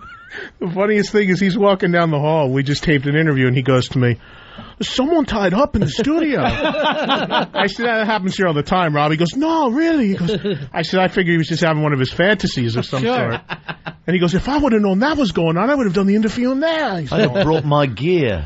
All right, Al, maybe this will help you if the boys take a little mayonnaise and rub it on your nostrils. Oh, there you go. Oh, just under your nose. Oh, he's going to Hulk out now. I'm going to do it. Here we go. Here we go. His nose. There it is. Careful. Yeah, use the spoon. Now not the he's knife. going. Now he's hulking. Is it on there? Oh. All right, let him up. Hey, now take the chokehold off him, Rory. Take the chokehold off him. That's been outlawed, the chokehold. You all right there? Did you finish it, Al? Yeah. You feel like you're done? He didn't finish it. He's lying. I finished it, you nut. You nut. Called him a nut. Hey now. We're not the ones that just embarrass ourselves in front of Rob Halford. Right. No. We were having a nice S&M and ham show with Rob Halford, and you destroyed it. Duct tape over his mouth and the blindfold. He kind of looks like Rob Halford there, doesn't he? Did he get the mayo under his nose? Did he get that? No, he didn't do it. Oh, you're getting it? Oh, there we go. All right. All right, let's... Yeah. Yeah, just let him relax. Yeah, never Just mind. relax. Never mind. Relax. Never mind. Oh, wait a minute. It happened there anyway. There he goes. Oh, my God, he's going crazy. He's kicking. All right, let him go. Go to a happy place. Snack cake. Snack cake. Yeah. Snack cake. Calm Blue Ocean. Calm Blue Ocean. There you go. Help him up. Seriously. Get him up. There he is. What's this? What was that? What's this? I can't understand you. You got your duct tape all over your mouth. What was that, Paulo? What's this? What's bothering you, Al? This is going to hurt. What? Huh? I thought I heard jokes. Stupid. Who's stupid? Stupid. These guys.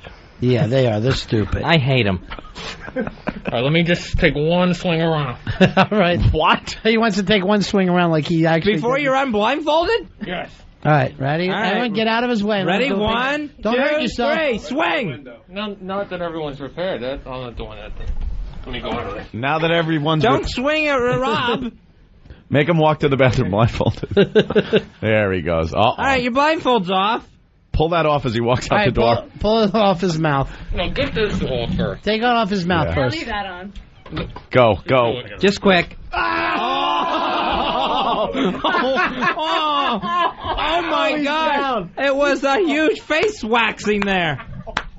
Oh, they just tore the duct tape right off his face at once. He's got a Swift motion. rectangular clear mark in his beard.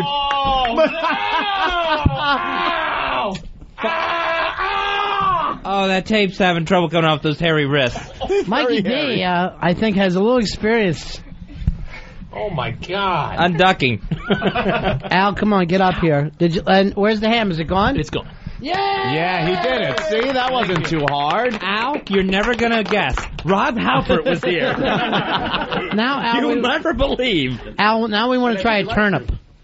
Ooh, you like turnip? See, now, don't you kind of like ham and mayonnaise? No, it still sucks. But you haven't thrown it up. That's true. Yeah. Tonight's presentation of Green Eggs and Ham has been presented by Hellman's. Got red his cheeks off. You're just like the story. There's a bald patch on your face. Yeah, they ripped hair right out of your That'd be face. nice. Yeah. Oh my gosh, finally that close shave you've been waiting for. True. Oh my gosh, you have a completely bald patch in your cheek. And another one on the top of your head. Oh, he came in with that one, Ronnie. We'll take a break. We'll be right back. It's Ron and Fez. Ron and Fez. XM 202.